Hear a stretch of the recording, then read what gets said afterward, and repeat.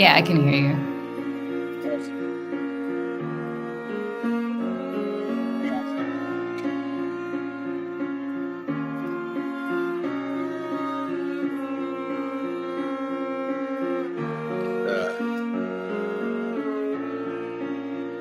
Katie.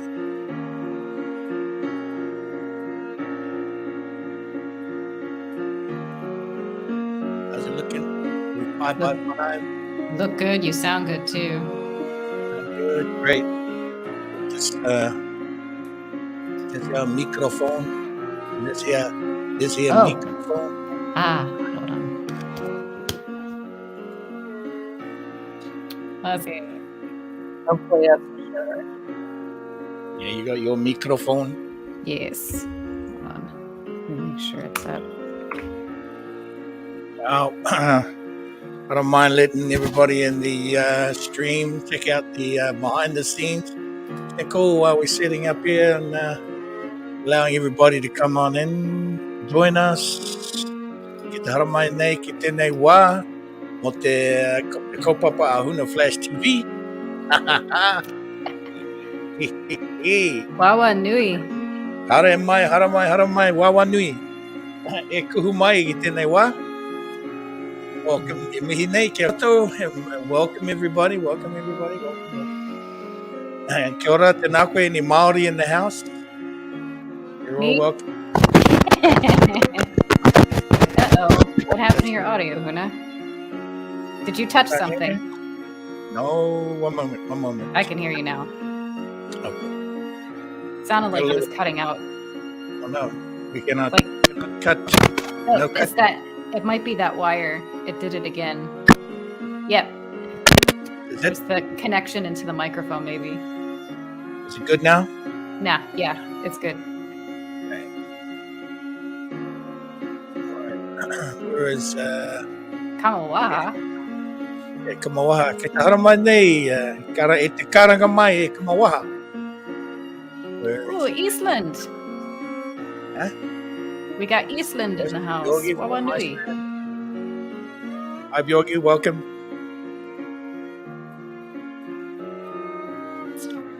I wonder if she's looking at her link. I'm looking at the link. I see her the link.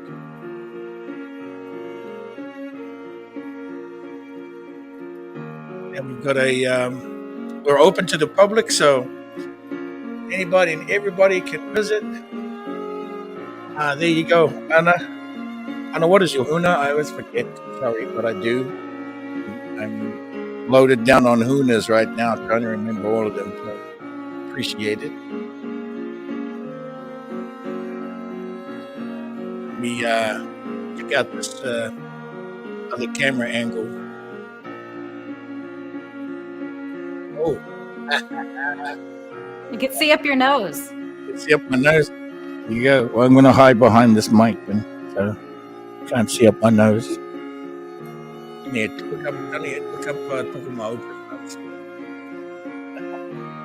you really see up my nose? Dag nabbit. Wana haturi is Anna. Oh, wana hakuri. Oh, kahatorma. Wana haturi. Welcome, Huna wana haturi from Iceland, the land of ice dragons. I'm kidding. Just kidding. I don't mean that, you know what I'm saying. You know what I'm saying? More tours. I mean, huh? We have kahatorma. Yeah, Kahatosia? Yeah, kahatorma. Ah, yeah, look at this. Welcome, Huna. Hunas, Hinas. All are welcome. We keep rolling in the numbers here. The interesting thing about this live and interactive, it might end up being live and wriggling. Maybe live and swimming. No, get me on the spot and be like live and swimming. No. Well, good. So you spent the day on the glacier, did you? Ice dragons? Yes. See, look at that. Indeedy. Ice dragons for Iceland. Well, we are programming Burning Mask to start in Iceland. And what month? What month are we doing it? June. Yeah. Starting in June, we'll be starting our burning mask in Iceland. Can you hear me, Tamaki? Kind of. Seems like it's a little washy. Wishy-washy, is it? Yeah, you sound good now. Okay, maybe I just have to back off the mic a bit. Might be up on it. Well, welcome everybody. E mihi nei kia koutou. O te ao, iwi o te ao, people of the world from all over parts of the world. We have California, we have Iceland, we have Aotearoa Tanemaroa, New Zealand, land of the long white dragon. And we have also from the UK, welcome from the UK. Who else do we have here? We've got Tamake, she's from over there in Nashville, Tennessee. Huna Motu. For those of you who don't know, Huna is Turtle Island. Who else do we have here? We've got visitors from Virginia. Hi, Elizabeth. Wawa Nui, Adamas Amida Adamas, Samira. That's what I used to when I used to address them. I would call them. There was like a reflection or a reversal, so I would say Samida Adamas. That's Karema, Huna Karema. Bring on the goodness and bring on the goofiness. Yes, it's. I'm just full of oxygen and maybe piss and vinegar too. Today. Just got a lot of sunshine this morning. I was over there at Playa 88. And welcome, Moby from Sweden. Who else we got here? Just rolling in here. We're looking at 40 odd right now. Let's keep it rolling because we have an open invitation for everything today. And our special guest, where is our special guest at this time? Where did she go? Where's she at? Let me just check in. 44 watching and 4 likes. And 909. Okay. Nice. Okay, where's Gamawaha? Come on down. Okay, and let me send out a couple of other. What is this? WhatsApp. Somebody wanted to join us at WhatsApp. Oh, can't send them that one. Send them another one. Okay. Yes, live and interactive. So we're up to 50, 49, 50. Live and interactive means if you have a question, ladies and gentlemen, boys and girls, Hunas and Hunettes. Can I say that? Sweet dear ones, sweet dearly beloveds, if you have a question, you are challenged with bringing your question onto the screen. That is the interactive part. Okay, so if you have a question for me and for us to answer the question, you have to come on and we'll give you the link to get on in here and ask the question. And this way, everybody can, see you. You're going to expose yourself a little bit, okay? You don't mind that, do you? A little bit of exposure, right? That's not going to hurt anybody, right? Going to see who you are. Okay, that's why we're live and interactive. It's so we can see who's all here and what's going on in the world and put a face. It's time to see each other, right? And that's what I used to say, well, recently too. It's time to see each other. Okay, you can tune in and connect to one another, no problem there. But I'm putting the challenge out to see each other. Okay, so all the way from, is that New Hampshire? If you have a question up there in New Hampshire, or I'm not sure if that's New Hampshire, is that NH? Yeah. Okay, New Hampshire. If you have a question in New Hampshire, you come on over to, we'll give you the link to get on the screen here with Uh-oh. Where'd you go, Huna? there's a little kombucha. Right? Manzana style. There you are. Huna, you're freezing up. Okay. Are you back? Talk to me. I'm there. I'm here. Okay. I'm here. Okay, good. Okay, great. Let's just check our, let's do a double take on signal. Yeah, on the Wi-Fi. Wi-Fi seems to be running. And so, yeah, if you have the question, please join us here and we can check you out, see what you look like. In fact, all the 9 senses are going. We're going to be able to tell what you smell like. But we won't let anybody know. Okay. So, yes, it is kind of goofiness. How's that? Is that still good? Yeah. Let me get comfortable here on this.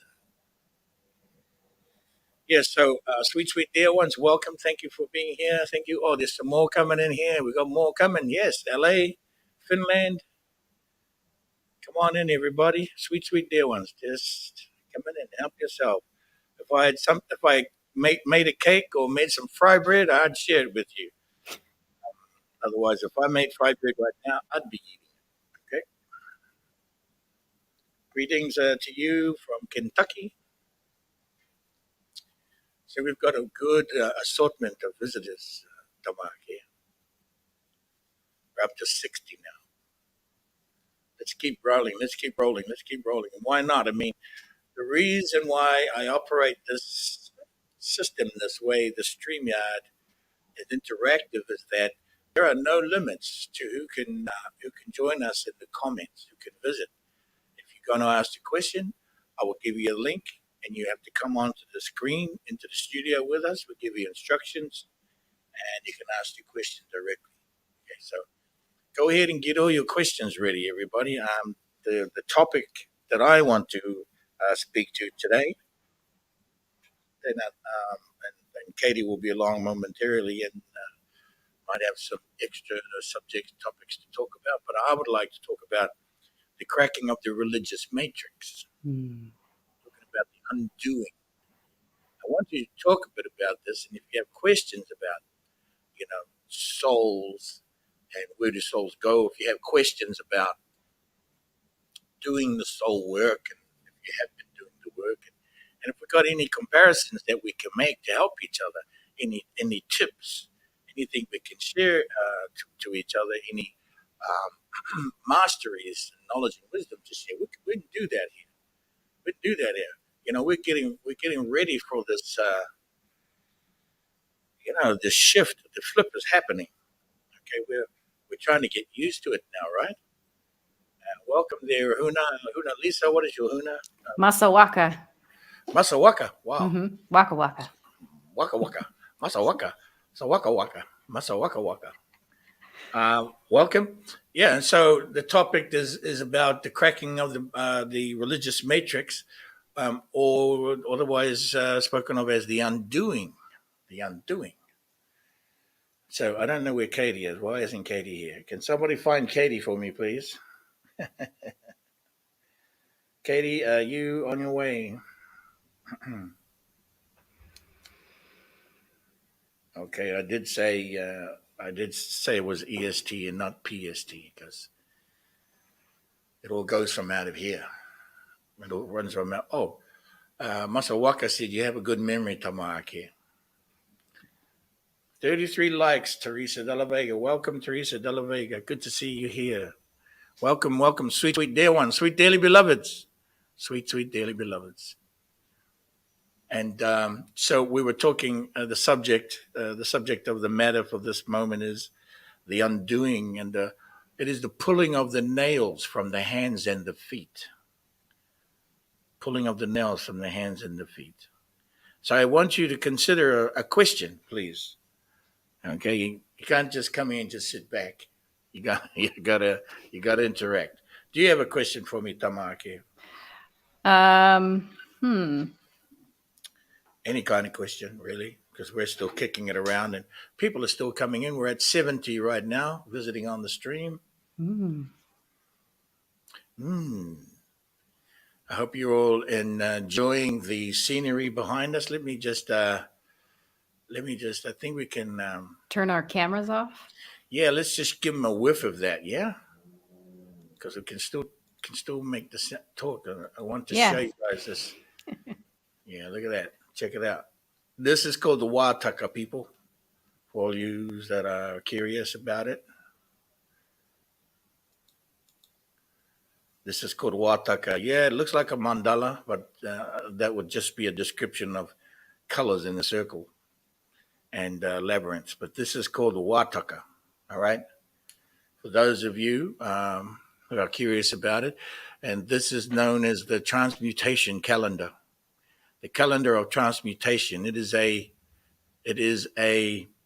system, Wat Tua system of Lemuria. This is an operating system of Lemuria, ladies and sweet dear ones. The systems of Lemuria, okay? And this is referred to as Wat Tua, which refers to it replaces the false language of calendar to the Lemurian language, which Wat Tua, which means an operating system. I hope they can all hear me, Tamake. Can you hear me? Yeah, we're still here. Okay. Sound good? Great. Yeah. And so this part of this image and its knowledge and wisdom is part of the Dragon Masters course that we have online. Is that Katie? Has she finally summoned you? I don't know if she's summoned or not, but she's looking at something. She should be looking at her link. Hey. And sorry about that. This is the Wat Tua, which is a transmutation system of Lemuria. Okay. Yes, it is the sound of love. It is Wat Tua. First love, first stone of the first form. Okay, transmutation of the first love to the first love, to the first stone, for the first form. These are first principles. Okay, these are first principles. Oh, there she is. Is she in? Is she in? She's coming in. Okay, bring her in if you don't mind. Can you? Okay. There she is. All by herself on the screen. Look at her. What is she trying to dress like you, Huna? What? Check you out. Why are you guys laughing at it? You got your shades and you got your beanie. My ring bigger than Huna's? I think your beanie's better than mine. Are you getting us? That's so cute. Welcome. I love you. My bling bling. I had to use some duct tape, Canadian style. What is that in your hand? I can't. And this is actually a flute. Oh. Aloha. Aloha, Wawanui. I just dropped one of my rings. I'm glad you're here. Glad All you right, made it. see what goes on. Look at that. Check it out. It's 1333, ladies and Wouldn't gentlemen. you like to know? Right on at 1333. Do you want me to serenade you? Okay, yeah, bring us in with a tune. New Flash Band edition. I think you're good. You should bring your violin out too, because I know you play. Yeah, you guys are crazy. Can you hear me? Mm-hmm. Yeah. Are we 5 by 5? I think Right Katie's on. signal's a little washy.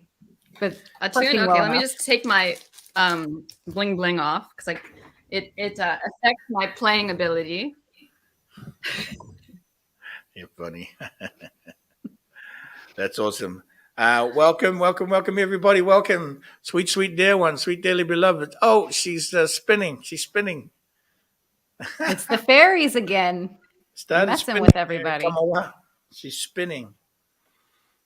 She's spinning. Is she spinning in the correct direction? If we were upside down looking at it, yes. We're getting a 5x5 on the screen here. We have how many visiting? We've got 86 visiting so far, and we're still creeping up. We're creeping along here. Huna's our way cool. We're groovy. That's so good. Is she back yet? No. Okay, let me just see here. I'm gonna get the link from out of the. Okay. And we got our Ireland Hunas showing up. She back in? Yeah, I think that's her. Add to stream. Is it working now? Can you hear me? Yes, I can hear you. Can Katie hear me? Can you guys hear me? Yeah. Okay. Sorry, I think I might have some technical difficulties. I think the frequency is too high on this end. Or perhaps it's the negative AI not wanting me to play my flute. So I'm not too sure, but I got cut off there. I think it's. I think they're getting Can pressure. You guys hear me? Yes. Yeah, I can hear you. Hello.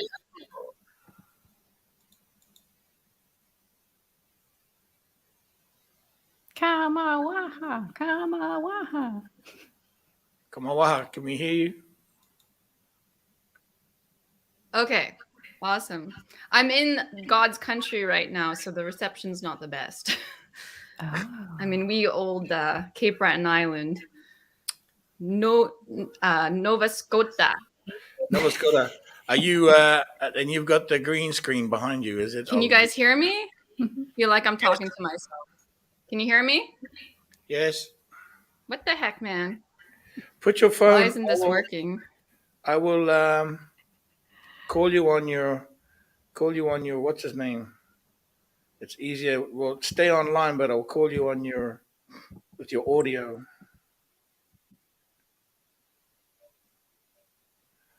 Maybe by your cell phone. I think by the cell phone, so we can get your audio in. No, me?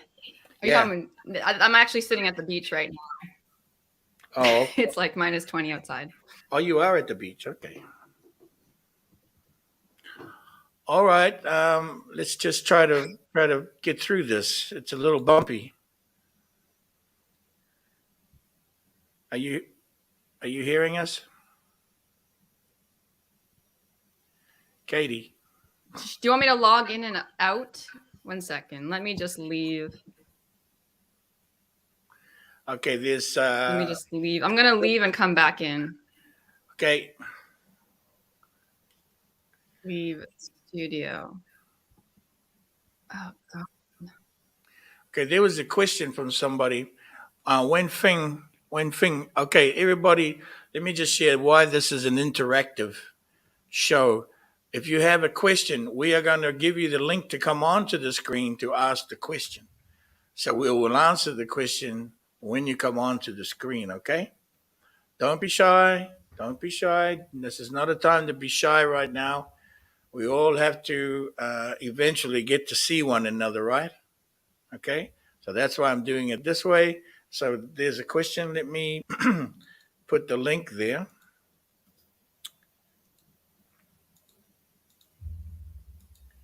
I'll put the link in the comments. Link in the comment. When you have a question, go ahead and just take that link. Make sure you mute your YouTube. If you're watching YouTube and listening to it, make sure you mute your YouTube before you press that link. So when you come into StreamYard, it won't be feeding back, okay? So take that StreamYard link. What was that? Okay, stick that StreamYard link and come in and ask the question. Okay, I hope Katie makes it back. This is our debut, and it's a little bit of a bumpy debut, but it's still a debut. However, it bumps around. That's all good. Huna Flash TV. So we kind of have guest host, a different guest host. So next weekend we're inviting Nick Sylvester to be our guest host, and there'll be another person the following Sunday. So every Sunday we're doing the Huna Flash TV. So let's hope we can get off to a start here. Okay. So isn't Nick one of our Hunas too? Nick is Huna, but I forgot his Huna already. So it's got Tor in it. Huh? Hattori? Hattori? Hattorima? Hattorima. Hattorima. Hattorima. Really? Okay, maybe that's it. Check in. So if you have a question, go ahead and mute your YouTube and then select that. There you go. We have one taker right now. One taker right now. Kia ora. Kia ora. Kia ora. Kia ora. Nice to see you finally. Yes, nice to see your face. Put a face Yeah, to you your too, Mota. I keep calling you Matua because it's, It's that's so the close. Māori word for uncle. So It's so close, isn't it? It's so close. oh, you hear I'm me? a bit nervous all the way from Aotearoa. Well, ladies and gentlemen, we have our first interactive question, and it's coming to us from New Zealand. Our sister here, Ripika. Ripika Tahere Dawn Hook, eh? Chair, pretty flash name. You I got make so it. many questions for you. I mean, the simple one is How about really one? coming. How about we start with one? Hang on a second. I think Katie's just coming in too. So just hold your yeah. second. Read Hold me your off, question. and I'll come back later. No. Stay No, right you where stay you with are. us. Oh, Don't you leave. Make You're it a gonna- big party. wow, Okay. even better. Yeah, it's interactive. Katie, this We'll is send some karakia to Rebecca. hope that she comes through clear. Okay, Katie, this is Rebecca. She's just calling in from Tanimaroa, the land of the long white dragons, what I call it. Later. And she's got her first question. What's your question, sister? You guys well, hear kia ora, koutou. Are you guys able to hear me now? Yeah, she can hear you, Katie. We can hear you. Well, so my question here is, all about the religious matrix, of course, in Aotearoa. I guess I do a lot of work, a lot of mahi with people who've been really abused through the churches in New Zealand. And do you have any advice for just helping to support them? Other than telling them that they're light workers that have to go through some of the darkest Man, this is so lives delayed. to understand, right? Okay, Katie, why don't you answer that question beginning with you, and then I'll do a follow-up, okay? I think her signal is delayed, so she's still having issues. Katie, why don't you answer that question, okay, and I'll follow up.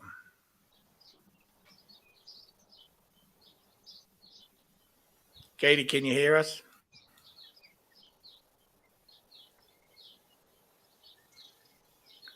Hello, Kamawaha, are you there? Are you there? Once we complete this question, and then we'll take the next question. So hang in there, Wen Fang. Just chill out for a moment. Thanks for following along here. Katie, can you hear me?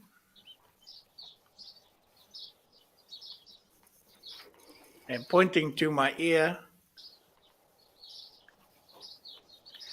You know, it's yeah, let me say, can you hear me, Katie? Okay. So just to clarify, yeah, I think. Dang. Oh, love the birds. Can you guys hear me? Yes. Can you guys hear me? Okay. Is it? I think it's being delayed. It's Yes, very can delayed. hear you. This is so. No, I can't. You guys are getting delayed big time. I don't know if you can hear me or not. Oh. Let's put your voice on the phone while your face is on here. Let me get your phone number. I'll call your. Okay. Let me call your audio.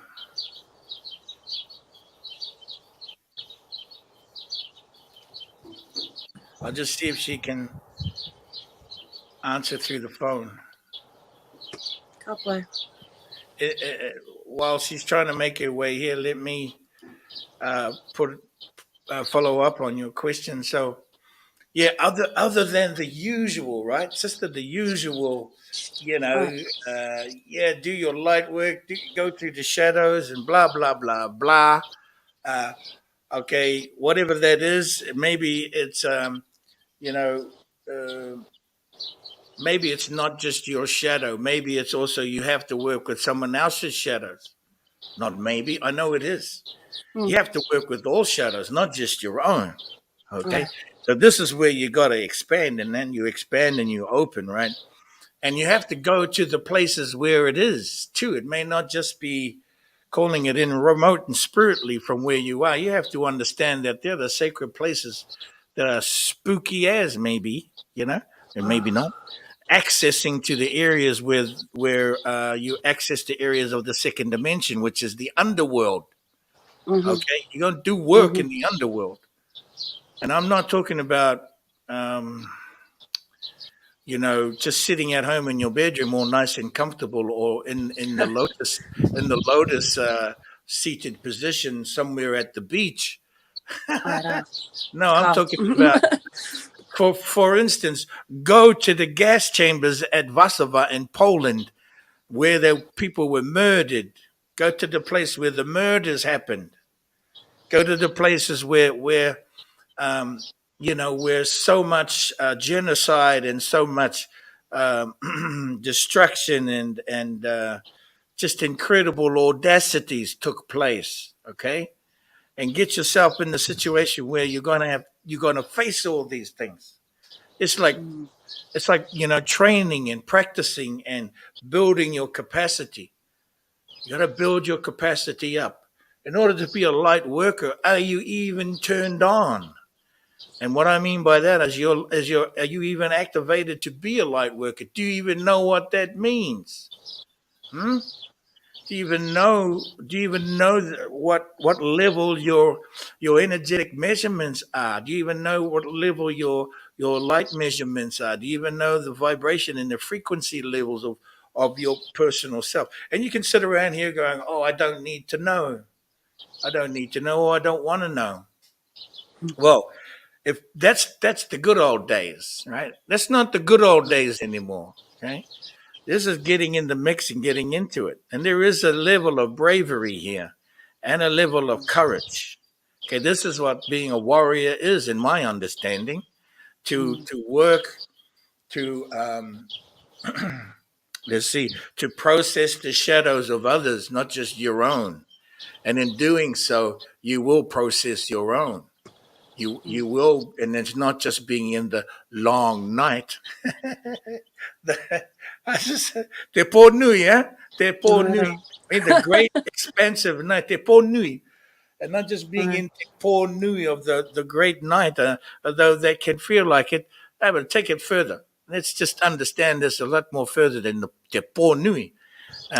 When I talk about the second dimension, and I'm talking about the underworld, if you like to use that word, or hell, if you like to use that word. They don't really tell you the story if you talk about hell, and they don't really tell the story if we say the underworld. That's not really telling so much about the truth of it. The second dimension connection is about all creation and all expanding, because the second dimension is accessible to all realities, all realms, all dimensions, and all life in the universe, not just human.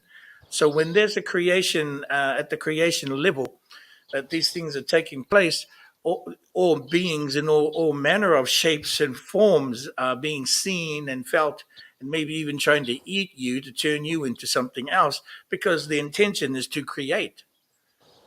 Somebody might want to just turn you into a black cube, okay? And you might not. I don't agree with that, so I'm not going to allow that to happen. This is a negotiation. This is a negotiation, huh? It's a Mm. negotiation. Now, get to the negotiating table, to get to the meeting table, your capacity needs to be built up. So you slowly get yourself used to the things that you don't like. And I tell you what, like him. This is about not being comfortable. It's not all. It's all nice. It's not all comfortable. But then again, if you're someone like me, it's like that's a lot of fun. It's just another toy store for me. To me, it's just another playground. I mean, I'm not saying that I'm a dark, evil guy that hangs around and hangs out with the demons all day long. I'm not. But I'll take them and I will turn the light on them, and then we'll go off and we'll do some fun things because they've switched. I'm gonna help them switch, right? In order to help them switch, you must switch, and it's really quick. It's really quick. It's well, not really quick, I suppose. Consciously, you can make the switch physically. This is going to be a challenge, Yeah, So it's a physical challenge for sure. yes. And you think consciously that to come into the manifestation, become physical, it has to be really processed through the consciousness, and you have to, there's some thought to this, and there's some negotiations to take place. It's certainly with yourself. Right. Certainly with yourself. You have to, at times, let the flag go. Let go of the flag. Loosen the grip on yourself and let go of that flag that you hang on to. And sometimes it's a tribal flag, sometimes it's a country flag, sometimes it's a patriotic thing. I have respect and honor for all of that, but then go deeper, okay? Because you got to let all that stuff go, right? Where are we going to? And there actually is such a big challenge within our when we are having hui with our Maori whānau. The flags we are still carrying from this lifetime that we remember are really, I want to say, yeah, it's another challenge for it, not just me as a person, but us as a whole. So thank you for your... No, stay with Katie. Can you hear me, Katie? Oh, come on. Yeah, I can hear you, but you're really in and out. My internet's out of whack right now. It was working fine the last 2 hours, and it just kind of cut out. Okay, call me on my cell phone. Call me on my cell phone, and that might be better, so we can at least have your voice here. Okay. Use the cell phone number. How to do that? Well, we forgot how to use our cell phones. My number. I can probably do that over Skype. I just don't have access to my phone right now because they blocked me ever since the tree. Oh crap! Oh really? Okay. Okay. Well, just hang on there right now. Just stay right there. You're pretty clear right now. Can you hear me? Okay. Awesome. Can you hear her on yes, the? I can hear you. Okay.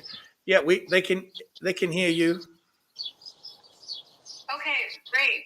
Sorry guys, sorry for the technical difficulties. So the question was, go ahead, Rebecca, and re-announce your question. Yeah, so just what's some of the best ways to support the people we work with as they're coming out of this religious matrix. I work with a lot of people that have been abused sexually abused and abused in many other ways through the churches here. And how do we best support them other than the just, the normal mahi that we all do? Yeah. Okay. Did you get the question? Yes. Yeah, I got it. I can only speak from what I've observed in my own experience with that process. But, I've had the opportunity. I've been so blessed to spend a lot of time in various different indigenous tribal communities who've gone through the same thing. And what seemed to work best in that scenario is to have support groups, like the men support each other and the women support each other as well. And I was invited to participate in a couple of the men's groups, and going back into traditional ceremony on the land is extremely, extremely powerful. And I had the chance to hold space and witness some tremendous healings of my brothers and sisters who have gone through the residential school systems and have dealt with sexual trauma through the church, the Vatican, and to me that is the going back to the land, back to traditional ceremony, back to the culture. That's what I've witnessed has had the most profound effect on the people. Does that help? Aye, yeah, does. Okay, question. But start forming support groups, like where people feel safe that they can open up and express themselves and release the emotions. Like I had the opportunity to actually do a tribal, like on the west coast of British Columbia in Canada, they have something every year called Tribal Journeys, which is the traditional celebration of their traditional means of traveling via canoe. And so you have a gathering of the different coastal tribes, but throughout this process, you have the youth and elders in various different ages out on the water for about a 2-3 week period. And when you're around the water, it helps to move these trapped emotions. And so there's actually a lot of healing. The whole 2-3 weeks of the tribal journeys with the canoe is a process of healing and transmutation, and holding space for the community. And it was such a blessing and a gift to be invited out to these types of gatherings. And so the more we gather and the more we form bonds and relations and areas where we can make our relatives feel safe, that's the way forward. Kia ora. Okay, so that is our traditional ways, as you know, as you are Maori, you know these things and I understand the question you're asking is something that is that maybe that is beyond what the community is not being able to facilitate. Yeah. Because a lot of our mātauranga Māori has been lost. You know that, Huna. Yeah. And to be honest, a lot of our mātauranga Māori at the moment is still. This might be a bit controversial if anybody's watching from Aotearoa. Sorry, it's entertaining. It's quite indoctrinated, to be honest. It's been very systemized. Even the pōwhiri process isn't necessarily our own, so reconnecting to our own processes is on the surface it looks like we've preserved our culture quite well, but actually our culture's been messed with, let me say. Well, I will put it here straight directly, okay? Let me just say it straight up because I know that, Let me just say it straight, and this will be controversial, but however entertaining, and let me just say it straight up. What has affected the Maori, Taha Maori, and our culture ways is the Mormon Church. Let me just put it right there in the face, okay? Right in, and anybody who's a Mormon here, I don't mean to say that there's the Mormon faith and religion is wrong. That's yours, it's yours for you to have. And what had happened with the Maori and many cultures and the missions that came in began to make their way into the essence of the cultures, not just Maori, but indigenous all over, and the Christianity again. Now, what is theirs is theirs, and that's fine. But it is also eating away at the essence of many cultures. Let me just put it right out there, because this is what I'm talking about. This show is about the undoing. Okay, this show, the subject is referring to the undoing. And to argue that religious faiths and these things are good for humanity, yes, in a ways they are good for humanity. They do help us, in ways to maybe become a little more passive, but also, there has been so much truth. There's been so much witnessing out there. There's been so many wars because of it as well. Now, so what I'm just saying is that there has been an influence from these religious institutions affecting indigenous cultures. It's extreme here. Yeah, all the religions. I know they've been getting like that at home, but I also know that in the certain mystery schools, certain wānanga, certainly the one that what I grew up in, which was Manuariki under the auspices of the boss, Arakahanera Piripi. The Paniariki or Manuariki, that's where my mystery school was, my Wananga. And back in the day, that was back in the day again. Now, things have really changed in 30 years, ladies and gentlemen. Sweet dear ones, the sweet dearly beloveds, let me just say, things have really changed. And when you're finding your way to capacity, are you still there, Katie? Yeah, I can hear you. Okay. Perfect. And so when you're still, you know what, are you still able to bring your face on the screen, but just keep using the audio from the phone? Just your face, even. Right? But you turn your so we have a full presence. And what we're going through this is that this religious matrix, it's not about undoing the religion itself. What I'm speaking about is undoing the threat. Okay, undoing the threat that was placed as one of the tools that they use is the threat of, oh, you're going to hell, the threat of, oh, your people are sick, and oh, you people are sinners, or that you with sin. What does sin mean in the Latin? It simply means with with what? With sickness? No. Okay, so that is the threat. Okay, and so my answer to that is don't threaten me. Mm.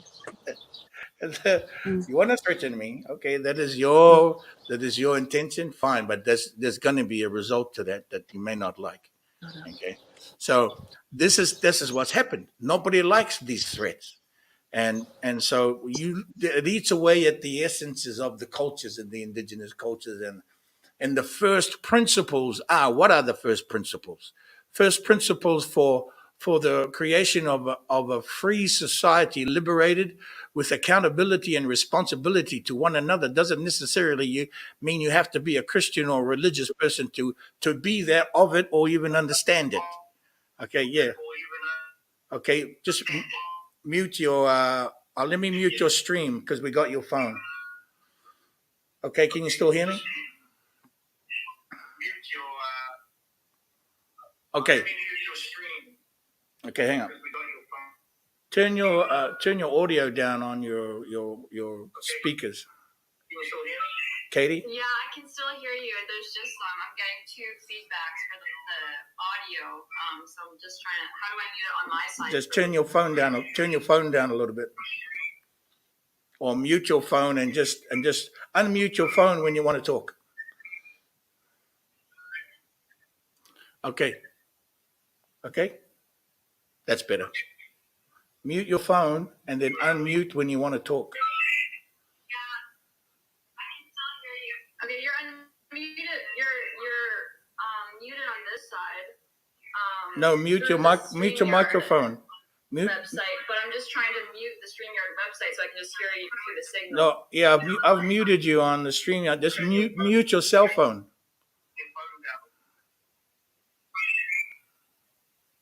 Okay.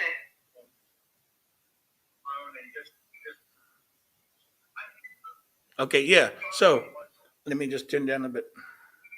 Okay. I'll just turn it. It was really loud. That's better. Well, I'm muted on this end, so. Okay, perfect. That's perfect. Okay, so my point is with the undoing that has eaten away at the essence. Now, okay, where were we, Rebecca? So what do you do when there is the community is not being able to help you? Where do you go? What do? You have to become the leader of a community. You have to become the Wat Tua. You have to become the rangatira. And what do? You have to start pulling together the first principles and the foundations of the first principles of a foundation to bring forth the kind of healing you're talking about. You can go to the culture of the Maori. Well, for you, the Maori culture that is still there, but you have to bring it in a way where it's kind of fresh and new. Can you hear me? Yes, I can. Yeah, I think it's too much to do two at once. This works best. Okay, good. The audio. So, like for instance, here's an example. What I mean. And there's also a big delay with the video. So okay. I'm getting so. A big delay. Okay. So in my understanding, so why I've created the House of Huna. To address the Maori-ness. You know what Maori means. Maori means children of innocence, also children of heaven. That means that everybody watching this feed right now and on the stream, you're all Maori. And that might be controversial Wat for you, Tua. but you're also entertaining. So, but if you're all Māori, that simply means you're children of innocence, children of heaven. Okay. Now, if you don't have community to go to, and some communities are just so stressed out you're not getting anywhere. You don't feel like you're receiving it, and that sometimes is like that. Sometimes it's like that. Sometimes you don't get the attention you need. And so Well, you actually just tell me to continue what we're doing. yeah, I mean, so Elder.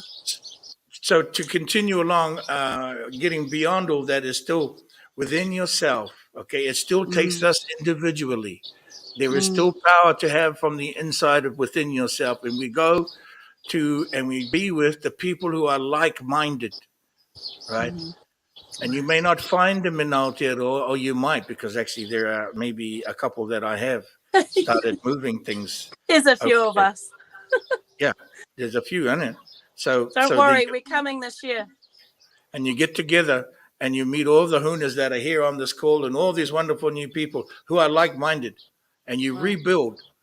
Okay, and that should be exciting, Rebecca. This should be an exciting thing. Yeah, So, so when there isn't a community, you go to find it, and it's a like-minded one. It might not even be of your nationality, might not be of your own blood content. No, they're diverse.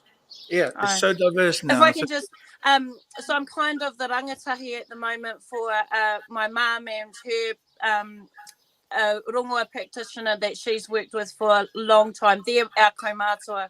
I'm kind of the rangatahi. I kind of create the spaces for them to teach at the moment. So we've got the bones, but what I hear from you is continue the Dragon Master course, get sealed and get to work, right?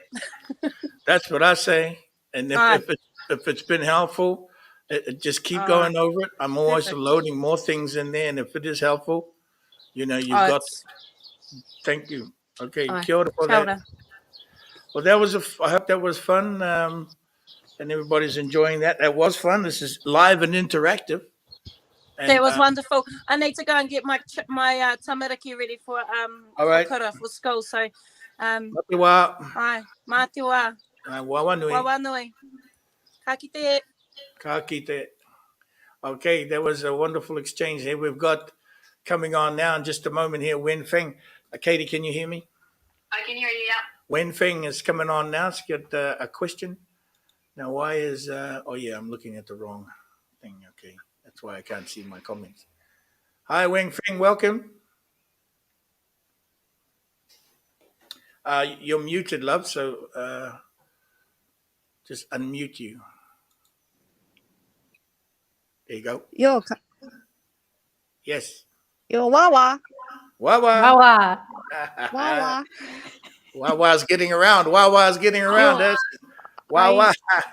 I'm from Finland now, but I'm originally Chinese. Okay, Wen Feng, what is your question? Yo, hello everybody. I just wanna ask a question, but I don't know what topic today for religion, but I don't have a question for religion. That's fine. I'm a practitioner. Like Huna said, I just sit in my own lotus position, practice inner, but I don't, recently I don't involve in any community activity. I just take myself with in the winter time in Finland, 100 days meditation. I work with my multi-dimensional self to Yes. I don't know how that makes sense or not, but I feel inner calling. I didn't involve any other activity at all right now. I just meditate and then encounter my higher self, my multi-dimensional, but I'm also willingly to help Mother Earth with vibration energy, but I just don't know make sense or not, just my own inner feeling. So your question is, you stated that you connect to your multi-dimensional self, and that you work from deeply within, but you don't know if that is, You have you need confirmation from these things. Yeah, I think my inner self wanna because I feel I wanna help, but I saw everybody like you and every other spiritual warrior. They are doing some physical work, but I'm just sitting myself. I feel some kind of inside guilty. I don't know I'm doing that or not. Katie, you want to address the question? So from what I gather is that you have a strong inward practice of meditation, but your soul is seeking more outside of that. Sorry, I didn't hear. Are you seeking more? Are you seeking more connection, more confirmation, or do you want something to do? Because I'll give you something to do. I don't know. I just wanna you can answer me. Am I doing the spiritual light work or not? Just myself. So when I'm doing it, but I'm doubting myself. But I have been meditation for almost like 15 years. So right now is a crucial point for Mother Earth transformation. So I don't know. My way is same helping or just for my own comfort. Okay, so I think Katie, I think she's asking, is she helping the planet through her meditation? Yeah. Yes, of course you are.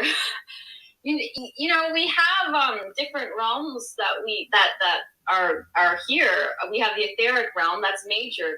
We did a healing. I work with one of the Hunas who's very, very gifted. She does healings on a multidimensional level, and she's from Ireland. And we were doing a healing on one side of my ancestral line last week. And where they took my grandfather was a place in the inner earth. And there were 2 circles of monks that went around my grandfather and were assisting. And what occurred to me was that, these monks Himalayan monks, Tibetan monks, the monks all around the planet who just sit in meditation all hours of the day, they're not just doing nothing. They're like a brotherhood, sisterhood of doing these etheric ceremonies and supporting the energies on all different levels. So the work you're doing, whether it's just you think it's not impactful, it is. Because we are multidimensional and it's not just this physical 3D reality we reside in. And so going within and projecting your consciousness to different time and spaces is very, very powerful. Yes. That's the question I write in the chat because I heard the call. I will put a pillar of light from the divine to the Mother Earth, third dimensional. But often I encounter the extremely headache when I put the light in. So that's the question originally comes from. Yes, there is some capacity for oneself, but it can be quite physical, even though you're sitting in the lotus position, meditating, and you're meditating hard. you're putting your intention. So that is the key. Like Katie said, it's correct. However, what is the intention? And so long as your intention, well, you can have any intention you want. Accountability and responsibility is well awake and alive in free will right now. And so it's not just free willy nilly. So your intention and within your meditations is key. And I would say, because this planet has already moved into a larger, higher vibration now, you are making a difference. Thank you very much, Wing Feng. Wow, thank you. Thank you. Very, very warm words. Hey, where are you located? I'm doing alone. I haven't connected with other, really talking to other people. But today I just opened the phone. Rarely I open, and then I was in your group. I feel grateful. Thank you very much. Lava. Wing Feng, where are you located? Katie asked, where are you located? Right now I'm in Finland. You're in New Zealand. Finland. Finland. Finland. Oh, Finland. Yeah. Oh, okay. Yeah, but I originally from China, but I Yes. came here like 7 years, live here. I suspected you were from China. Yeah, I'm Chinese, but I was practice Tibetan Buddhism meditation for years. But Oh, there are no religion boundary. But it's all about helping Mother Earth. yes, yes, it is. Thank you very much for your beautiful work, Wenfeng. Let's talk again soon. We are going to be in Europe very soon again, so let's talk. Okay, let's Yeah, meet. Let's meet. yeah. And if she can feel free to share my email because we're forming a coalition of Indigenous and Patriot representatives all throughout the globe, and we have yet to have a Chinese representative. So Yes, please. she would be amazing for that. Yes, Wenfeng. Yes, Finland via China. Yes. Okay. Thank So you, do Wenfeng. I? Yo, Wawa. thank you. Wawa. Okay. We have a Huna that's waiting in the wings over here. This is. Let me just switch this up. What did you say, Masawaka? Huna. Hello, Dan. I actually have Huna Haimaka'ari with me too. Where are you? I suspected that was another Huna. Oh, Hi. hey, there we go. Hi. Two on one screens. Two and Nice. one. This is Welcome, actually welcome. yeah. I actually have it's a couple of questions, and also I have an Indigenous elder from the Mohawk tribe who I want to connect you to. He's a Wonderful. wonderful man. We met him at an elders gathering this past summer. Which tribe? Which nation is he from? The Mohawk. Yeah. Okay. So which clan? Is he Turtle Clan too, or Wolf Clan, or? Do you remember if he said? I'm not sure. I can't remember. I'll have to find It's all out. good. It's all good. It's all good. Then I might know him. Yeah. So my question is, with everything that's going on around the Khazarians, I myself am an Ashkenazi Jew.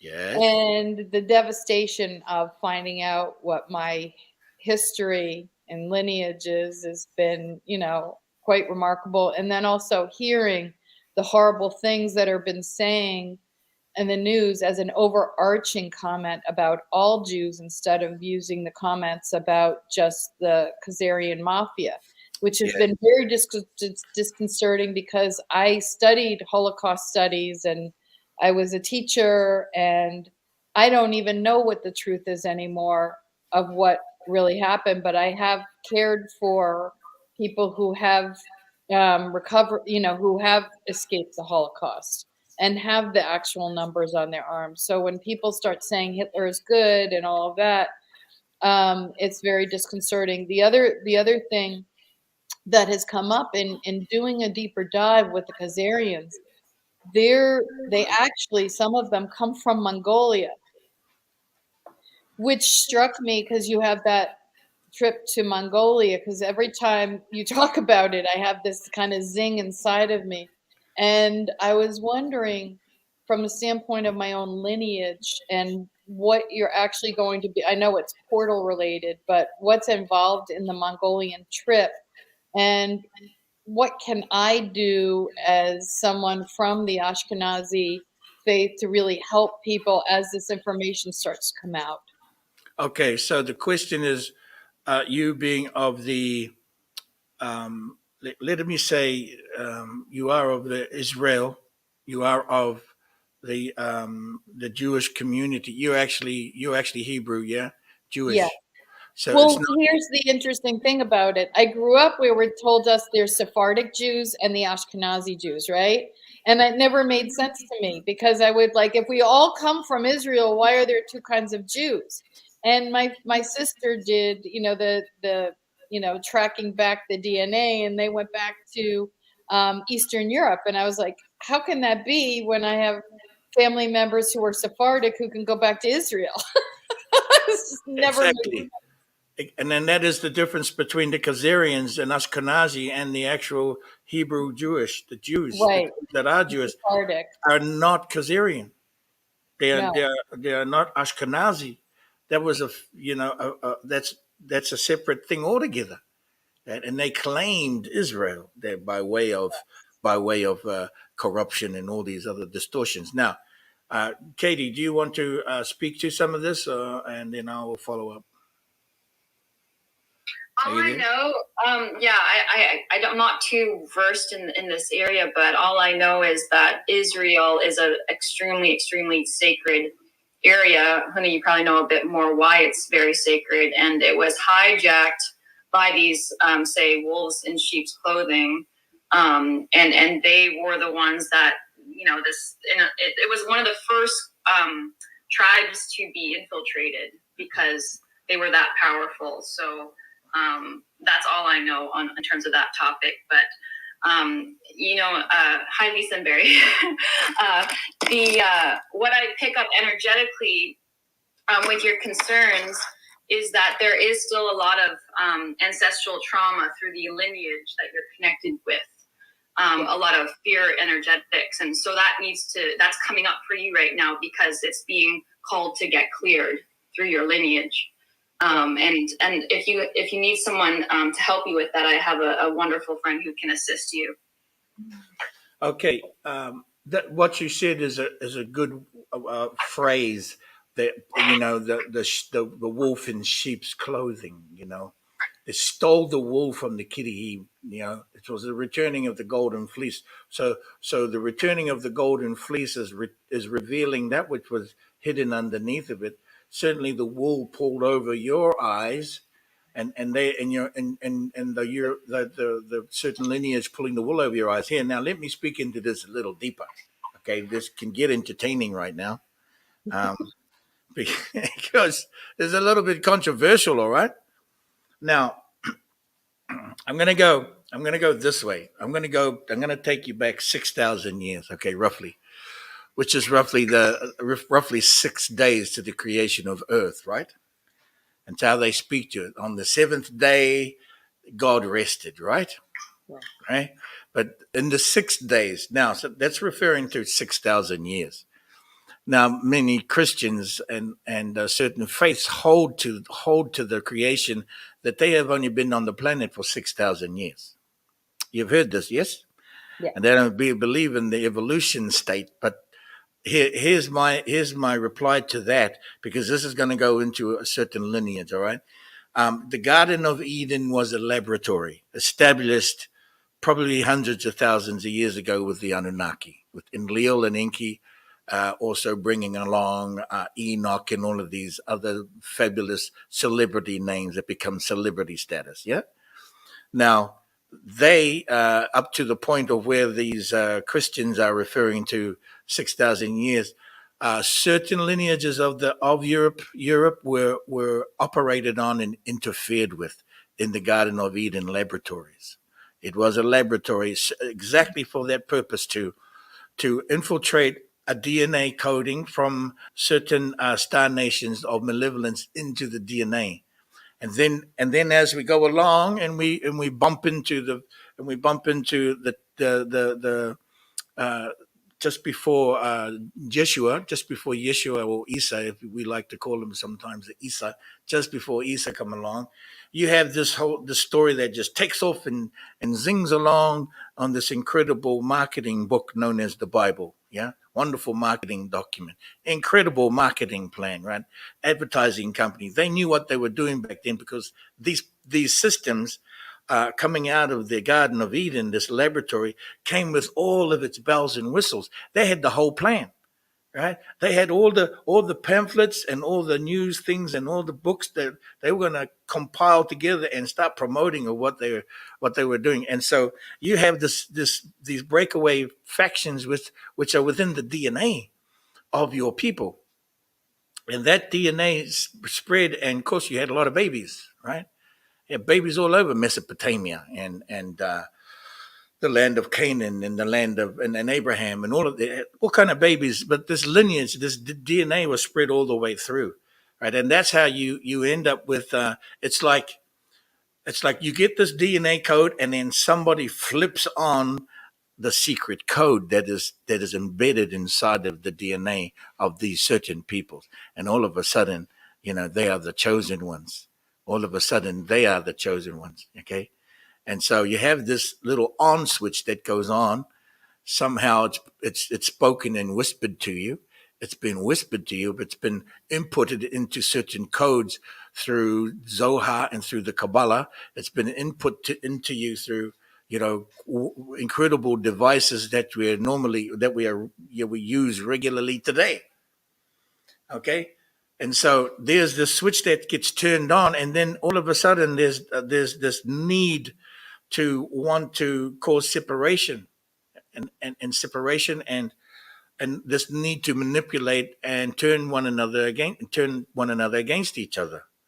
Okay, that happened, and that was all put into and was all incubated throughout time and throughout the last 5,000, 6,000 years until now. And this plan has been around for hundreds of thousands of years, right? So who's been manipulating society through certain systems encoded within the DNA? There are certain individuals in societies, as you know, taking over and doing their own thing and just playing havoc with the planet, however they want to do it, including with children and all these things. Now, I know that you're not one to go to do the rituals that the Khazarians and Ashkenazi do, what are eating the enemy's babies for forever and eternal, right? You don't do that, do you? I don't think you do that, do you? You wouldn't be a Huna if you did that, right? I'd be after you, and I'd be like, okay, where are you at? And then, so this is what they do. So quite simply, when we are talking about the Khazarians and these and those kinds of people who took over the Jewish faith and the Jewish culture, they are of that, right? And when we refer to those, that's the Zionists and that plan that they have to take over the world. You are not that, and people just get to know each other more too, isn't it? We've got to get together. Here's the whole point: we've got to get together. It's a point I've been making. Furthermore, it's kind of it's kind of multifaceted to your question. This answer is not an easy answer. I was in Jerusalem. I was in the little town of Tzfat. You know Tzfat, yeah? Yes, I've been to Tzfat. Yeah, I went. Kabbalah, that's where they teach the Kabbalah. Yes, I went to Tzfat, and I'll tell you a little story. Can I tell you a little story? Is anybody up for a little story? Okay, I went to Tzfat, and I was with 24 Hunas. I was leading the group in Jerusalem on the 2018. And we went, and one of the surprises was to sit and meet with the rabbi. And so he quite really didn't realize who we were. We're all Hunas, right? Full of dragon masters, right? I mean, really, he thought we were tourists for a moment there, but anyway, we go in to sit with him, and he's talking to us and sharing and sharing in his space inside their building, in their structures, their school. And we're sitting in a semicircle, and he's sitting in front of us, and I'm sitting in the center of that semicircle, of course. And I have placed across my feet on the floor and around it, as we walked in, I was dropping Kotahara crystals, which is a crystal grain from the comet. And I placed it in front of me.